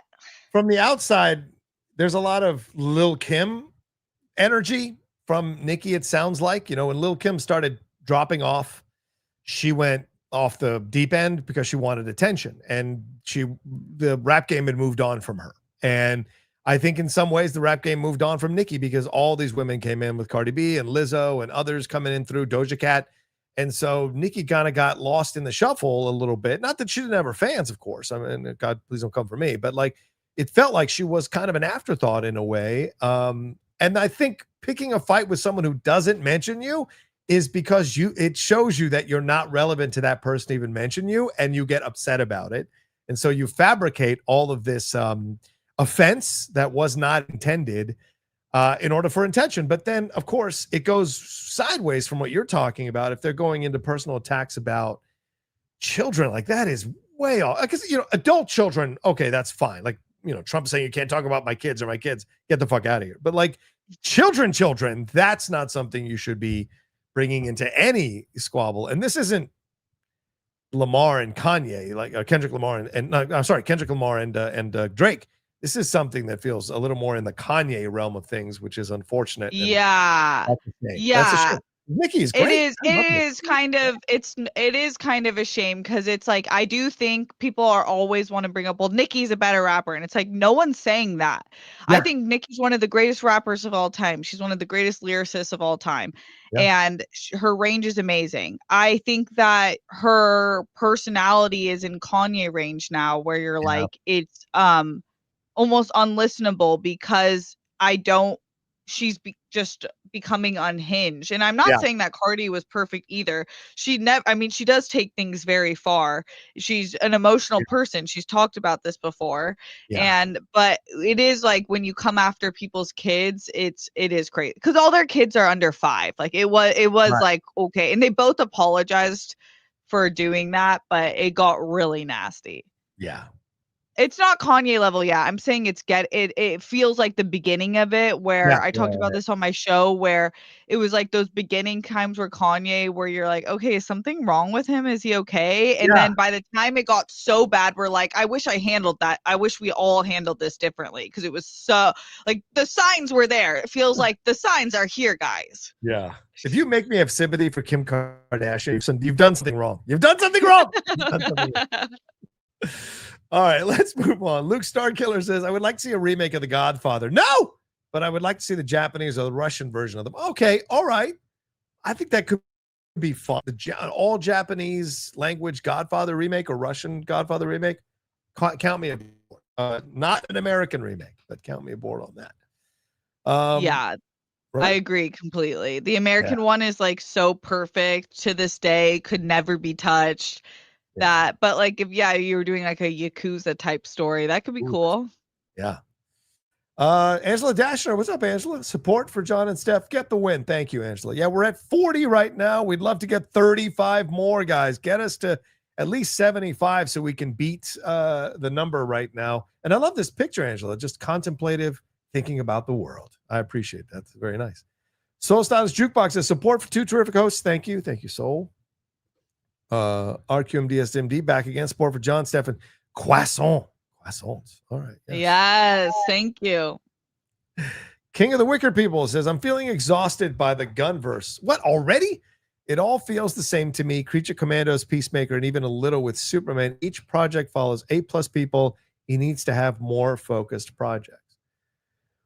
Well, we've got Supergirl coming, which will just be her and Momoa, and then a villain and possibly a cameo from Corn Sweat. And then we have Clayface, which is a really small horror type approach. So, but I guess he's not making those in terms of directing or writing. So, yeah, your thoughts. I'm not bothered by this at all. I'm not saying that you're wrong to feel that way. I just love a great ensemble when it's done right, and I feel like the beginning of Peacemaker, I didn't know any of those characters because they had such small roles in Suicide Squad. And by the end of it, like, I'm obsessed with Economos. I'm obsessed with Vigilante. Hardcore ads, like, they're all so, I just wouldn't want them to not be featured in the show. So I don't feel that way, but I wouldn't be upset. I know we're not going to get this, but I think in the next Superman movie, it would be nice to get more Superman, just because I love Corn Sweat as Superman. But I just like the ensemble. Yeah, me too. I think he does it well. It's his wheelhouse. And I hear you that it all feels the same because it's coming from the same person. Just like Snyderverse, it all felt the same because it was coming from Snyder. You know, when you've got a creative vision, and you're involved in the creating of that vision, it's going to feel very similar because that's the beats of who you are as a person. So I hear you, though. It may just not be your cup of tea, and that's totally fair. You know, everything's subjective, in my opinion. Mir Gem Serenity Moon says, support for Lily, Steph, and John. Thank you. Hi, Mir Gem. Hey, Mr. CJ. What's up, CJ? He says, happy New York Comic-Con weekend. Hope those that are going have a fun, safe time. Escape and enjoy. Hashtag I've spoken. Oh, I've spoken. That's a good quote to bring back. What a time. Comic-Con. Oof, what a time. Right I know. Yeah. I hope everybody's okay and enjoys themselves. Are you looking for anything out of New York Comic-Con, Steph? Anything you're keeping an eye on or anything? No? Okay. No. Yeah. Mumra says, give us a meta moment, having the big cameo being evil Nazi Soups played by Dean Cain. 11th Street Kids kick his ass all the way back to Earth X in a finale. That'd be awesome. Dean would never do it, but it would be awesome. No. He's too busy collecting the 50K. He clearly so desperately needed. Listen, we're not going to get political on the show because Kristian goes crazy about it. But I think we can talk about someone who's involved in the world of Superman trying to think he could still do something at 50-something years old and immediately getting an injury because his big ass can't handle the obstacles that younger people can. So, I mean, I wasn't surprised by that. And it was a perfect ending to that situation that he injured himself. Yeah, loser. Pretty much. Zuri Frazier says, I love how JG and DCU is triggering people. Success creates hate, envy, and money. For sure. Superman, by every metric, made a profit. The article was pure spec. No, it wasn't. It was not. That's a dismissal that is ridiculous. It was not speculative. It was using hard numbers to look at the numbers of what it made. It was not speculative. I mean, this is not some kid down in his basement with a notepad carrying the one. Forbes, these are intelligent people who get employed by Forbes who have a background in knowledge of finance in order to look at this kind of stuff. So to dismiss it as just, irrelevant, I think is not the way to go. You may not like what they came to conclusion-wise, but it is not speculative. But you're right. The first part of your sentence, yes, whenever you're successful, it creates hate, envy, and money for sure. Yeah. Yeah. I just think it's probably a good sign that he's like so talked about in the zeitgeist, and I'm on your end of things where I like James Gunn, so I'm just I do think it was a success, but yeah, I think it's hard. I think a lot of people are speculating on the subject as a whole. Right. Casey Grant says, sadly, AI music is already gaining popularity. I tell people while AI is getting 1 million listens, those millions could be going to real artists. Yeah, but this is why it's going to succeed, is because the general public doesn't care about that. We in the bubble care about that. There are people out there in the general public who do care about supporting artists and uplifting artists, of course, and uplifting art. But a majority of the general public just wants to be entertained. And however you can entertain them, they're on board with it. They don't get caught up in the thornier issues of ethics and moralities and principles at the high numbers that we do within the bubble. So I think in the end, that's why AI is going to succeed, because people just want to be entertained, Yeah. I hear the sigh. Yeah, it's like I don't want to be like behind the curve, but I do think that we're totally unprepared for what it's actually going to manifest as. Yeah. Because it's so quick. I mean, like you were saying, the leaps in technology that we've made, but this one being clearly the biggest. Yeah. And having unlimited access because of all of our digital footprints to how we interact, think, talk, and then billionaires now buying all of these tech companies, and then all of them having like very strong allegiances to political parties. That's really scary, because that's no longer like a free market, and there's nothing fun about us being tricked into thinking certain things by the use of AI. We're in the age of misinformation. Yeah. So and low educated voters. And so you throw in AI and you throw in Sora 2, which is insane. I've been watching some of the stuff on TikTok. Like, I've got Malcolm X showing up at ICE rallies. I've got Martin Luther King joining the NWO in the WWE. It's insane. I've got George Washington.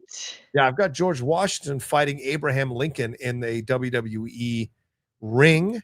I've got Stephen Hawking doing stuff like, it's insane, the stuff I've seen on Sora 2, and it is crossing the uncanny valley farther than I've ever seen any AI do, and it is insane, utterly insane. So yeah, we'll see and that's what I'm saying. The age of misinformation. Once they get a hold of that and start putting like people's faces and likenesses, saying things that are really controversial that they didn't say, how many people are going to believe that it's a fake AI thing, And so it's scary to think about. Renata W says, hey, beautiful souls. Hola, Roca, ¿cómo estás? Muy bien, ¿cómo estás tú? I've got 4 months to learn Spanish, right? And the show, bad muy buddy, real. And the struggle is muy real. Te quiero, Steph. Yeah. That's good luck. Good luck. Nice, I know. Are we getting ready for the Super Bowl? We got to you got 4 months. Yeah, we got to get ready. Months. I was like, damn, I only know his club banger. So I was like, I want to be a part of this party. Let me try to get in on this, because he has so many songs that I'm like, damn, I thought I knew a handful of his music, but I only know the hits. Like, but apparently they're all hits based on his streaming numbers. I wasn't hip yet. Yeah. I mean, yeah, exactly. And I thought that was really funny. And in Spanish is one of the easiest languages to learn. So come on, y'all. 4 months is not that long. Yeah. I mean, they said that they couldn't understand Kendrick. So I'm like, I don't think you guys can understand it. Like, people have and I'm not saying I'm different. Like, I think if you put a country singer up there, I'd be like, I don't get it. But we all like what we like. Mm-hmm. I just think some of the points being made make absolutely no sense. No. And people not knowing that he's American, and them pointing out how many of the other artists that people were going crazy about over the last few years are not American, I thought was hilarious. Rihanna's from Barbados, Shakira's Colombian. Like, there were so many that people were going crazy about that weren't American, but now all of a sudden an American person, and they're upset about it. It's so dumb. Renetta, okay, choose your fighter. Brad Pitt in F1 or Tom Cruise in Top Gun Maverick. I enjoyed F1, solid film, but Maverick had my heart, had me in my feels. Maybe it's that old school nostalgia talking. What do you say there, Steph? Who would you choose? Maverick's the second one, right? Yes. Oh, Tom Cruise in Maverick. I loved F1. I did. and it was a very fun movie. But Maverick was like, is this the best movie ever? Like, that's how you felt when you left the theater. So I would say even Tom Cruise in the most recent Mission Impossible over it. Like, oh yeah, Ethan Hunt is the sickest. You're like, how are we going to do this? Oh, because we got Ethan Hunt. Like, that's can he get through the sub? We got Ethan Hunt. The lore of Ethan Hunt, amazing. I agree 100%. The sub scene was crazy. Right? For me, Top Gun Maverick, and I'll tell you, it's a perfect question, Renetta, because F1 is still in theaters around where I live, and I could easily have gone back to see that film multiple times. But you know what I did last week? Top Gun Maverick was out in Screen X at my local theater, and I paid $5 to go see it in Screen X because I have the Regal thing, and I had an utter blast because that film has my heart, as Steph said. I mean, like I will take Tom Cruise and Top Gun Maverick. The original Top Gun is like my favorite film of the 1980s, arguably. So the fact that they were able to plus it in the sequel and make me feel all the feels all over again, incredible. I love that movie to pieces. So good. Yeah. Seattle KO says support. Thank you, Seattle. We're at 41. Come on, everybody. Get us to 30 more. Come on, 34 more. Send in your love. Send in your support. We would appreciate it. Seattle KO, thank you very much again. RQDSMD says support for Steph and John. Great show, guys. Thank you, guys. Thank you. Mr. C. Joy says, Con! Thank you. That's awesome. Mike Joyce says, Steph, did you get plants to replace that, Sparkle 8? So here's the tea now that Harry is now scared that Honey Bear is going to eat the plants too, and that I should just replace it with like art on the floor or something like that. Oh, wow. And it's like, do I not look like Poison Ivy, the goddess of plants to you? Like, who do you think you're like? Oh, what do you mean? So we're going back and forth about it, but I'm like, and Honey Bear's not stupid. She's not going to eat my plants like the little dog did. I don't know. I'm going back and forth. Like I know that they shouldn't, and all the plants that I got, one was not the best for dogs. All the rest were non-toxic. So I'm like, even if they did eat the other ones, it wouldn't really matter. But I think he's just scarred because once you get an ER bill, it's like, what's the point? That's the moment. You're like, well, how? Yeah, you're like, okay. Is there a copay for this? There's no copay. Right. Yeah, right. I know dog insurance is something I honestly, everyone said that I should get it. And then I was like, I don't need it. And then now we've had 2 bad accidents that are just like, you just can't control everything they do at all times. Steph is like, I'm exceptional. I don't need dog insurance. It won't happen to me. That's literally it. Oh my God. That's so true. Like, I actually thought my dog's not going to do anything that's going to require this. Like, that's crazy. Lo and behold, a 6-inch steak went through her throat like she was in Buffy the Vampire Slayer. Oh my God. Oh my God. Yeah. Yikes. Yeah. Soulstars Jukebox says, I'm excited for the Geek Buddies Peacemaker review. Thank you. Yeah, we're going to record it tomorrow. So hopefully it's up by 12 or 1 o'clock tomorrow. So look for it there. It's not going to be live, unfortunately, because of our schedules. We do like to do live reviews, but unfortunately that one is going to be pre-recorded. But yeah, it'll be up tomorrow. I might do something tonight as a reaction to it. So look for that later on in the show, on the channel rather. Dingus McNally. All right, what's your guys' last prediction for the big cameo in tonight's Peacemaker finale? Batman? That would be crazy. Wouldn't that be massive if Robert Pattinson showed up in the Peacemaker finale? I mean, people would lose their fucking minds. That would be amazing. I don't even think that's possible, but if that does happen, that would be insane. I don't know. Like, I feel like I was very surprised with Close Your Ears If You're Not Caught Up with Lex. Like, I thought that was, I was like, whoa. Okay, I feel like when you throw in him, like, this is how I feel about like any major billionaire. I'm like, shit, how are we gonna? I feel like we're screwed. We can't win when you got a billionaire in there. It's like, damn it. Yeah, here's what because they're opening the doors to the multiverse, and you saw that in the different dimensions. You saw that in the trailer for. Oh, sorry, you saw that in the trailer for for the finale, it would not surprise me for them to open a door and there's the Matt Reeves verse with Batman or Penguin in there. So in a way, you're saying for sure that universe exists. It's not our main universe. So I think that's a way you get around it, to introduce or to have Batman in there, but not have Batman. Yeah. That's interesting. Yeah. So Styles Jukebox says, Steph, do you care about the Tron movies? Steph, do you care about the Tron movies? I haven't seen any of them. I don't know how many there are. Like, if it was a show. I love tech stuff. Is it a space thing too? Like, I don't know anything about this franchise. It's just tech. Going inside of a computer system. Yeah, it's like it's okay. It's nothing in space. Yeah, so I know nothing about it clearly. So do I care? Not really. I always want to do I always want a movie to do well.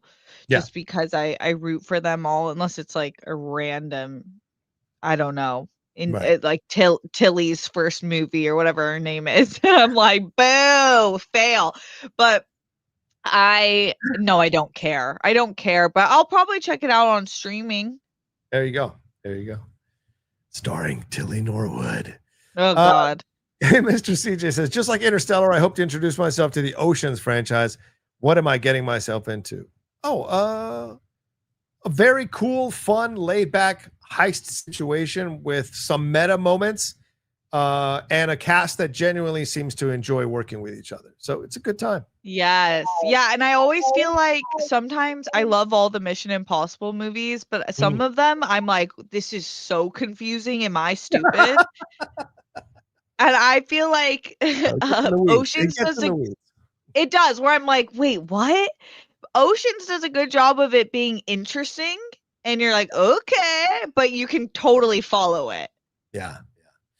Gopal back. What's up, Gopal? He says, hell, I'll see whatever Oceans movie they make, even if 12, 13, and 8 were lackluster. Well, I'll say 12 wasn't great, but I love 13, and I think 8 was a lot of fun. So, yeah, I can't go with you on that, Gopal, but I like that you're still committed to the franchise. Yeah, I'm with you in terms of like, I would still see any of them, even if I didn't rock with it heavy. Yeah. Neeks 2890 says, Thick Thighs Tribe. Let's go. Hey guys, caught Avatar 2 and agree with all the spider hate, Steph. Terrible choices and risking the safety of his family. Boo. Go ahead, Steph. Yes. Right. Like, okay, James Cameron, Mr. Cameron. I am one of your biggest fans. I adore you. You are one of the greatest of all time. Period. Point blank. I want to fight Spider. I hate him. And it's not the actor. The actor is actually very good. It's just the character himself gets under my skin like a tick, and I'm like, oh my God, do I have Lyme disease now? Like, that's how I feel when I see it.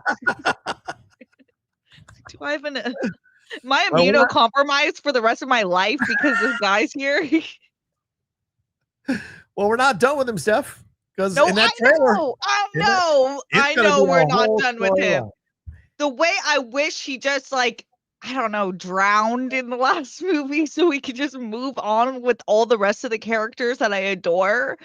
But no. So, okay, but I'll say this. Yeah. I trust in James Cameron, and I'm hoping something happens. I think what is going to happen after 3 is they're going to age these characters up, and they will take over as the leads of Avatar.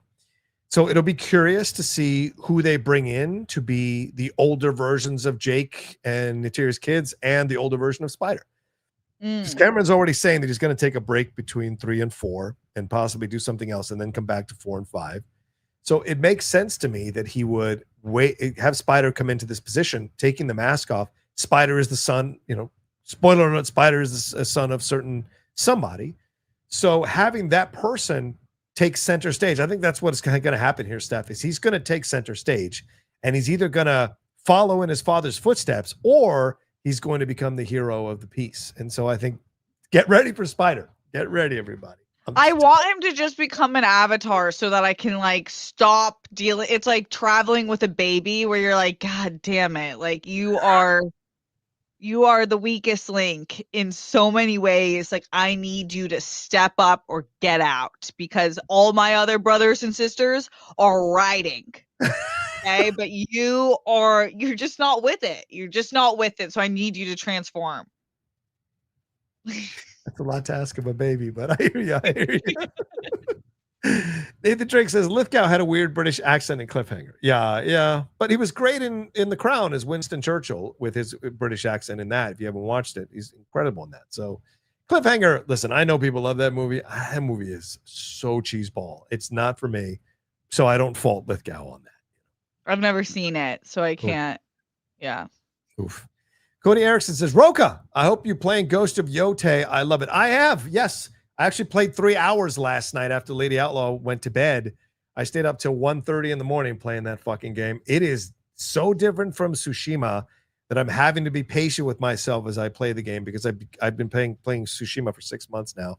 I have to be patient with it, but I'm slowly learning it. And shout out to my girl Erika Ishii, who is the lead of the game. She is the voice. Yeah, she's the English voice, and she is the body capture, the motion capture character. So yeah, shout out to Erica. I'm so happy. So for cool. her. I know what a incredible journey from like starting out as a pundit in this space to end up as the main character of one of the most revered franchises currently going on in video games. So amazing. That's awesome. Cody Erickson says, Roka. Oh yeah. Sorry. Nathan Drake says, I feel like Dumbledore needs to feel warm and friendly, but also powerful and dangerous. I think Lithgow can pull it off though. Yeah. 100%. Yeah. Trickster, why does Jared Leto keep getting chances unlike other actors to head these big blockbusters, even after Mobius and the Joker embarrassment? Y'all rock. Thank you. Yeah, I don't think a lot of people were knocking down the door to be the lead of Tron Ares. So, I think there was a sense of default, but also Jared is an Oscar-winning actor. And so people think that maybe, they can kind of rely on him. But I don't know. Steph, your thoughts? I don't know.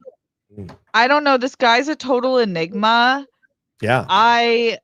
There's parts that I like that he tries so hard, but then it's like sometimes I feel like that's the reason I don't like him either, because I feel like the whole method acting is so unattractive and weird to me that I'm like, okay, sometimes I feel bad about how much shit he gets, but then I'm like, okay, but if you're doing stuff like that, then I don't really care about.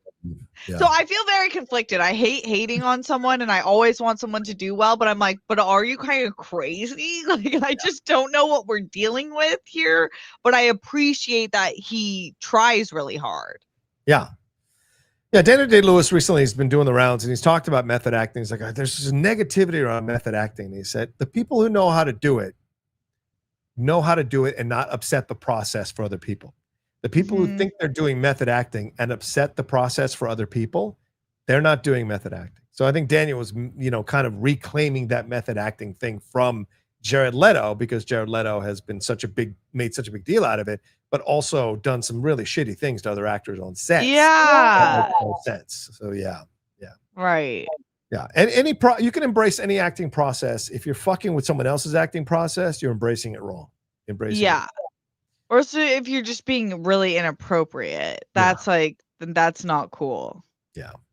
Tell the truth. Tell the truth. I love it. That's a great reference to Concussion, great Will Smith film. 2026 is the test for DCU. The James Gunn works are acclaimed and Superman hit. Sorry, haters. The 3 projects in 2026 have to continue that to some degree. Sure. Certainly. No doubt about it. Supergirl and Clayface. Right. I'm excited for I'm excited for both of them, but I feel like Clayface will be a cool one that's not a massive budget and just like a cooler underground story that I'm curious to see how that does. Yeah, for sure. Cowboys fan 92 says, hey guys, on the Cardi B topic, you guys should check out her episode of On Purpose with Jay Shetty. Oh, I should. I liked the Emma Watson interview, so I'll watch the Cardi B one. I did. I loved it. She is, I think Jay Shetty is so great. Honestly, it's like, I see him everywhere, and sometimes I'm like, am I getting Jay Shetty fatigue? And then he says another great piece of advice. I'm like, no, I think he's just awesome. Him and his wife rock, and we made the right people famous, I think. Yeah. Because, okay, you want to know what it is? I worked in the health and wellness podcast space, and I'll tell you this, 90% of them are fraudsters. Of course they are. They are just Yes, of absolute course. bottom feeders who are preaching wellness, yet like massive assholes. Mhm. And you're just like, what? And as a person who I adore authenticity, which is part of the reason I love Cardi B. Yeah. That really doesn't sit right with me, especially when you're selling products to people. Right. But I feel like Jay Shetty really has like actually being a monk. I've never heard anything bad about him. He seems like a genuinely nice person that I'm like, okay, I think he might be an exception over here. No, you're right. And I mean, you don't have to look any farther than RJ Jr. or Dr. Phil to look at the health and wellness space and see how many quacks there are in that space. And look, my lady outlaw used to work in the Food Network space, and you'd be surprised at how many of these people can't even cook themselves at the chef level, and how many of their cookbooks, their recipes are not theirs at all, that they've taken from other like lower level recipe people and co-opted it. I hate when people who are more successful set up programs to help younger up and coming people and then take their ideas and help themselves. Totally. It's so disturbing. Yeah. In whatever field you're in, I hate it. Cowboys Fan 92 says, hi guys, just wanted to say to everyone on here, stay safe. The gloves are off. Watch what you post and say online, particularly if you're a person of color. Yeah, for sure. You hear that for sure. Yeah, for sure. I know. I honestly, you guys, had the craziest thing happen. I haven't talked about that. It wasn't so crazy. It was just like, this is how ignorant people are getting. And it's like, I don't know exactly what this person's intentions were, but it was very weird.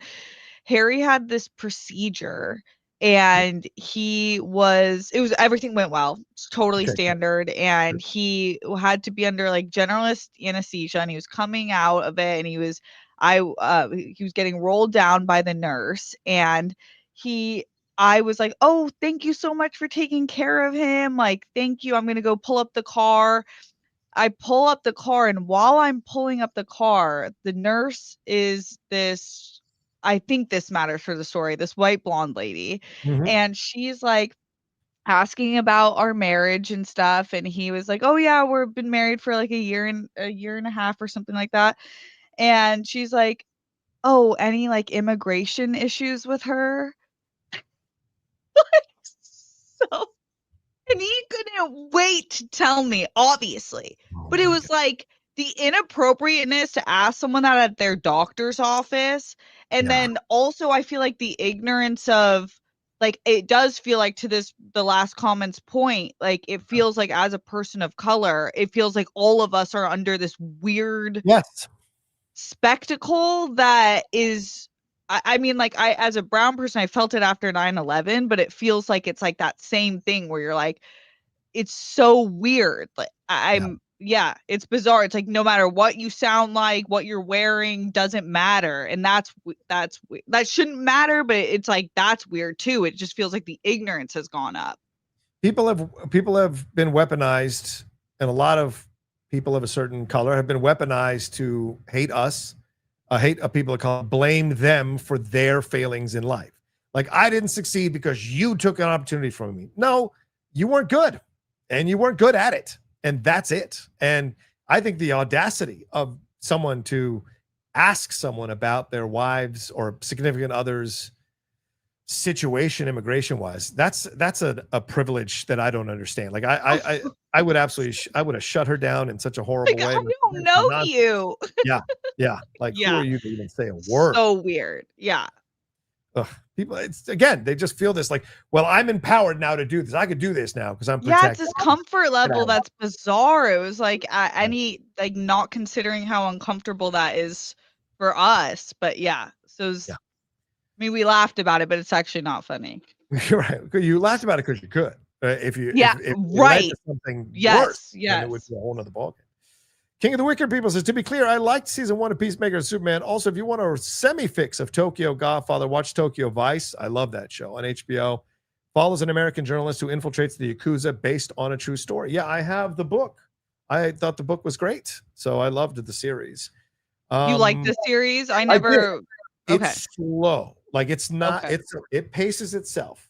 And so if you're in for a slow show, it's going to take you through the process. Then you're in for a good time. But if you don't like stuff that's slow, then I don't think you're going to enjoy it to anybody. Cowboys fan Andrew says, quick film tip for cinema lovers. Draft House does great releases of old films. Yes, I agree. They do. Yeah, that's the one thing I miss about LA, Steph, is that Oh, that's cool. they have places where you can watch old movies in the big theaters all over LA, so. Yeah. Alex says, both of you are 100% correct on AI. I think we need to stop being like, yeah, that's crazy, right? And start treating this with much more urgency before it's too late. Steph, love your nails. Thank you. Yeah, I'm with you. It's like for a second there, I was like, I'm just not going to pay attention to it. But now I'm like, with AI, I feel like you have to pay attention to it. Yeah, there's no way out. Soul Sound Juicebox says, hot mic today or Friday? Today, 4 p.m. PT. Yes, the hot mic tonight, 4 p.m. PT. Jeff and I getting into it, having some fun talking about it. We're definitely going to talk a little more on the AI stuff, but we're also going to talk about more about what's going on with a number of subjects, especially the WB stuff. So tune in tonight, 4 p.m. PT live. Eclipse says, Huntrix finally performed Golden live, and they were amazing. KPDH, K-Pop Demon Hunter's album, and every song on it has gone platinum and Golden double platinum. The girls are getting everything they deserve. Yeah. So good. I mean, it has really been so fun to watch, and like it's seeing it blow up. And Harry's like, I feel like were like the first one to watch this the first week, and we're obsessed with it and there was a few of us in the space because we kind of just check out, especially if you like animated. Like I know Joe Starr and Emma were talking about it as well, and of course Wendy, because Wendy, I feel like Wendy has all the ownership because it's like her world's combining. So I've been messaging Wendy about it because she's like a true K-pop fan, and then obviously a great movie critic. And I have been loving seeing the voice acting cast and the singing cast blow up. I think they're so fun, and they all kind of are like their characters so much, but I thought their live performance was amazing. Like actually seeing them hit those notes was crazy. Like I'm like, wow, these girls are amazing. Yeah. I agree with you 100%. And with Wendy especially. This is her wheelhouse finally come to bear, and she is doing so much for it. And shout out to Marshall, who's helping her get into all of these events because he knows her love for K-pop stuff. So yeah, and Laura, great. Yeah, Laura Iskirl as well. It's such great stuff seeing that for them. Miriam Serenity Moon says, have you both some good stories about yourselves? Yeah, but we're running out of time, Mirjam, so I'm sorry I can't get into anything. Anything you want to say, Steph, or shall we save it for another day? No stories, but thank you for, I told just one, but thank you for checking in. Yeah. Speaking of your stories, RQMD says, I paid for my vet's trips to Italy for the past 20 years with my dog's bills. Oh my God, right? What is that? And then the also thing that I should have accounted for, and I just completely didn't, because this is the first year I've learned about compounding figures. Oh, yeah. Having a 65-pound dog, in how much she eats, it's like, it's like it's a full-blown person that you're feeding and I don't want to just feed her kibble, and even kibble's expensive. So it's really expensive. My lady wants a dog, and I told, because she loves dogs. We take care of her sister's dogs all the time, and she's like, and I'm like, have you looked at how much it costs? Get a small dog if you do. Right. She loves the little Chihuahua. She's a big fan. Yeah, that's fine, because then you can get it from the pound, and then the bills are way less for a small dog. Her sister's gotten the dogs because her sister's a coroner in Los Angeles. She's gotten the dogs when the people have died. And so she's like taken a couple of dogs, to make sure they have a home and stuff. So that's awesome. And then they're fully trained. Yes, 100%. Mike Joyce says, don't care about Kiri's feelings. Spider needs to die. Oh, there you go, Mike. Oh my God, thank you, Mike. Sometimes we're not always aligned, but when we are, I feel it. Eclipse says, Jay Cameron is showing too much in these trailers. That's what you think. That's what you think. And then you go see the movie and you're like, holy shit, because it's a 3-hour movie now. It's a 3-hour movie. He is not showing. But I'm not watching the trailers because I don't need to for my channel. So I'm just don't watch it if you don't want to get spoiled in any way.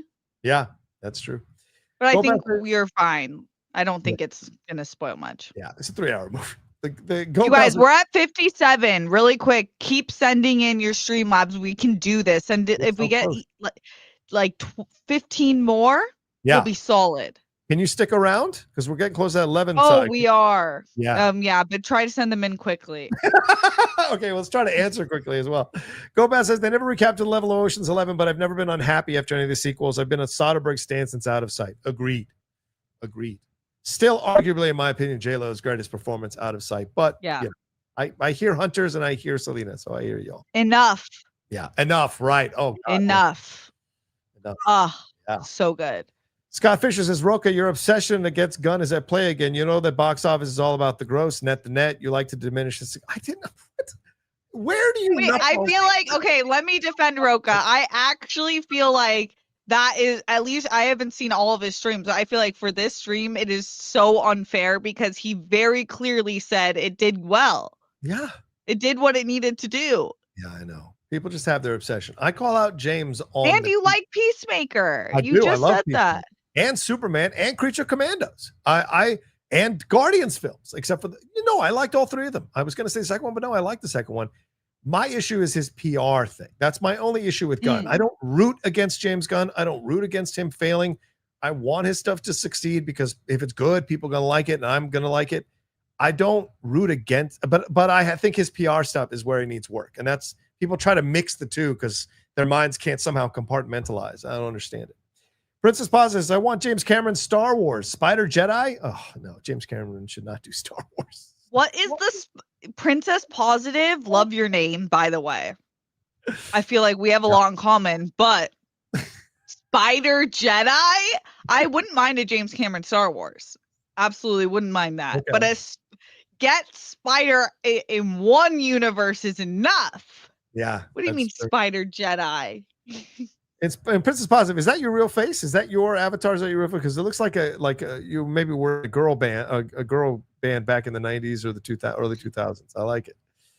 Soul Style Juicebox is Soderbergh returning for the new Oceans movie? We don't know yet. George did not say whether Soderbergh is returning or not. But the article mentioned rumors that David Leitch is being looked at, who did Bullet Train and other things. So maybe it'll be David Leitch. Maybe Soderbergh's kind of done with doing Oceans movies. We will see though. John Darius says, am I the only one a bit worried that Heat 2 may not hit as hard as the original? Are you guys excited and do you like the potential cast involved? Yeah, rumors of DiCaprio, certainly that's the strongest rumor. Then Austin Butler, Adam Driver, Bradley Cooper, possibly playing the villain. There's a lot of rumors about the cast. It's very male-heavy, male-centric, which I think is the Heat brand. But yes, I worry because Michael Mann's recent films have not been that great. So I do have worry. What about you, Steph? Anything? I would be excited to see a Heat 2. It just feels like the story was kind of closed, so I don't know, but the world is cool that they created. I would definitely see it. I just don't have necessarily high anticipation for it one way or the other. And to be fair, it was 30 years ago. So yeah. And I just saw it. I mean, Christian had me watch it probably like 4 years ago now. Or did I watch it on Cinepals maybe? I watched it recently. Okay. I don't remember. And it was really good. Yeah. Hey, Chaudhry says, hi, guys. I'm in a 25-year marriage. And because we are an interracial relationship and I get is your husband a citizen, I love my handsome husband from Pakistan. None of people's business. Yeah. Yeah, totally. Pakistan is awesome. I would love to visit. Yeah. And congrats on 25 years. That's amazing. That is amazing. You know, we just crossed 7 of being together. 25, I can't imagine. Although I hope we get there, to be honest. Mormon says, did you see Zelda's post her dad's AI video? How long before Disney calls her to use Rob Williams' AI voice in a new Aladdin cartoon? Yeah, but I mean, she was saying to people to stop sending her this stuff. Like Zelda, that's Robin Williams' daughter. She was saying, stop sending me this stuff because I find it offensive. She wasn't saying like, this is a good thing. So I thought know. She seemed like she hated it. Yes. She made a huge post about how it's disturbing to her. She thinks her dad would have hated it too, and to please stop. And it makes her feel bad. So I feel like Yeah. I actually never saw it, but I think we should definitely respect her in that sense.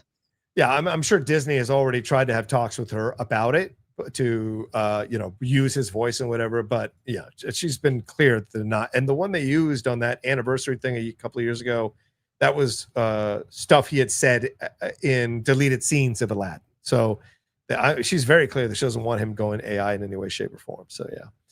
RQDMD says support for Steph and John. Thank you. RQDMDSMD. CJ says, either of you watching the morning show? No, I don't watch it. Steph, do you watch the show? You know what? I watched the first season and loved it and just didn't continue. Like, it was one of those shows, I think, because did it come out during the pandemic? Yes. Okay, so I watched it with my mom because I stayed at my parents' house for like 6 months, having the time of my life there. I mean, that's really insensitive to say, but like, being from LA, when you have a place where there's San Diego, where there's more air and space, it was like, oh my God, thank God I have a place to be outside of LA right now.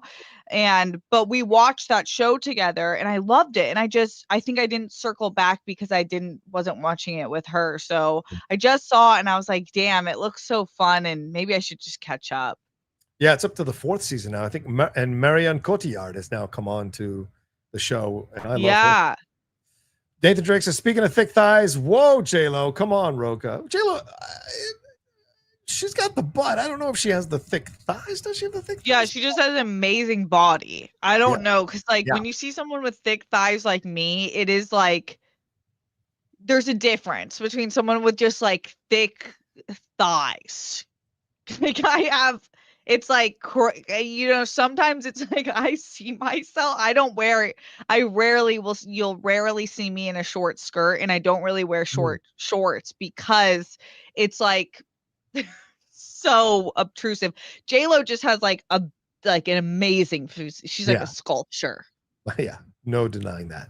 Dingus now says support for Roca and Steph, get that W. Yes, thank you. We're up to 68, so we are ahead of the 67. Yes. But keep them coming if you can, for as long as we can keep Steph on here. Gomez says, on the subject matter site, the series Karen Cisco with Carla Gugino, based on the same book, is also excellent. Criminally canceled too soon. Yes, I remember that series. It was on ABC. As someone who had a massive crush on Carla Gugino growing up, yes, I watched that show religiously. Yeah, I thought it was good. Legend MM600, love you, Steph. Who's tonight, Giants or the Eagles? Ooh. I like the Eagles. I'm not a football person, but I like I like the Eagles team. I like their quarterback, and my uncle's from Philly, so I'm kind of like, and I like him. He's one of my funny uncles, so I'm like, okay. Right on. Yeah, I go Eagles. This is the better team. Giants look like they're falling off the cliff. Nathan Drake, ever see Unfinished Life? J-Lo was good in that. No, I've never seen that one. Jeff, have you? Oh, no. No. There you go. Josh Vashkovich, have either of you watched The Lost Bus yet? Funny you ask. I am scheduled to watch it at 1:00 this afternoon because I want to talk about it with Jeff when we do the hot mic tonight. So, no, I've not seen it yet. Jeff, I'm sorry, Steph, have you seen it yet? No. Is it new? Yeah, it's on Apple TV Plus. It's Matthew McConaughey and America Ferrera, and it's based on the fires that happened a few years ago. Yeah. Where they saved a bunch of kids. Yeah. Hill Nellums, what's up, Hill? Shout to Roca and Steph. I want a Monster Squad remake with the likes of Stranger Things and Skeleton Crew. I feel this could be done in the right way in this day. Yeah. Yeah, that could be cool. Yeah, people would love that. Absolutely, Hill. Totally agree with this. There's a number of young actors, too, would be perfect for it. Jody Money, what would you give for the odds that the big Peacemaker cameo tonight is Kyle Chandler's Hal Jordan? Yes. Could there be a death in tonight's episode that gets on the Lantern Corps' radar? Oh, that's very interesting. Great suggestion, Jody. That's that's definitely interesting. Yeah. That'd be very cool. I think he's going to kill off his wife. I think he's going to kill off Harcourt. I don't want him to, but I think he might do it. Wait, who is? Gunn in the Peacemaker finale. Oh. I think he might kill off Jennifer Holland. I don't know, but I think he might. She's done so great this season. That's why I think they're going to kill her off because they spent she had a huge season. Yeah. Right. Like if Vigilante dies, and sadly if Adebayo dies or Economos dies, you're not going to feel that. If Harcourt dies, you're going to feel that. And I think her pulling the gun to shoot Keith, I think that's what's going to lead to her being killed Oh tonight. God. That's my belief. That's my belief. Goldpass says, when I rewatched Heat recently, I was amazed how young De Niro looked. Probably just a sign of how old I'm getting myself. I love that you think that's young De Niro. He's in his 50s in Heat. Young De Niro. That's funny. Yeah. Hilarious. Seattle Chaos is Zelda Williams saying AI is the human centipede of content. It's such a good way to put it. Yeah, 100%. 100%. That's hysterical. If you guys know that reference, don't watch the movie, but look up the reference. RQMDS DVD says support for John Steffen, Honey Bear. Oh, there you go. Nice. Thank you. And GoPal wraps us up saying F the Eagles always and everywhere, but Giants are bad. Oh, there you go. All right. Yeah, I mean, super chats. Go ahead, Steph. Yes. I feel like they're either hated or they're loved. Like they're one of those football teams where they're ride or dies, or like people hate them. Understood. And that's okay. 100%. And GoPal, I hear you. I grew up in Northern Virginia myself. I am trained to hate the Eagles, Cowboys, and Giants as a Washington football fan. All right, there you go. That's our show. Oh, we got more. CJ said, finally finished. Bear season 4 was kind of mid, kind of concerned about the quality going forward story-wise. Love all the characters, though. CJ, I couldn't disagree with you more. I loved season 4. I like that we're moving slowly with these characters like we would in real life. And so for me, and Kristian enjoyed it as well. We talked about it the other day. Did you get a chance to see it, Steph? Season 4? I have to catch up. I love the Bear. I'm sure I liked season 3 and people didn't love it. So yeah. I think I'm gonna like it just because, to your point, CJ, I love the characters. So I feel like I'll be fine with it. But it definitely is a slower paced show. Yeah, absolutely. All right, well, there you go. That's our show for this morning. Thank you all so much for helping us beat the previous number. Now we'll see what Chris and Winston do tomorrow. Don't forget to join them tomorrow at 9 a.m. PT. And shout out to Steph Sabra. Steph, one more time, let people know where they can find you, what you got going. Oh, sorry, what you got going on here? What am I doing? Oh, God. Add to stage. There you go. Go ahead, Steph. Just youtube.com/Steph Sabra. Go subscribe there if you haven't already. And thanks, guys, for letting us so far catch the win this week. Yeah, we will see. We will see. Thank you, Steph. Great to see you. That is Steph Sabra. Go and follow her on her YouTube channel. Get her monetized, people, for God's sakes. Get her monetized. She deserves it more than anyone else in the space. She deserves it. Go give her some love. And she's got animals to feed, y'all. So please go and support her and get her monetized.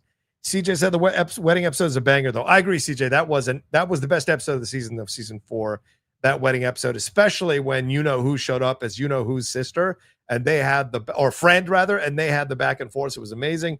Legend MMS 600s. Go Giants and new QB Dark. You mean Jackson Dart? Yeah, Dart. Okay, there. All right. As for me, you guys can follow me at The Rocha Says, Twitter, Instagram, TikTok, all social media. Please remember my channel, youtube.com/John Rocha Says. I got the hot mic tonight at 4 p.m. PT.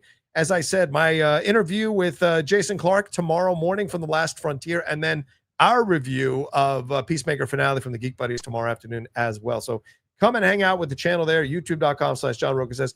So I'm 100 people away from 40,000 subscribers. If you haven't subscribed, and I know thousands of you watch the show, I would appreciate you heading on over there and subscribing to my channel. All right.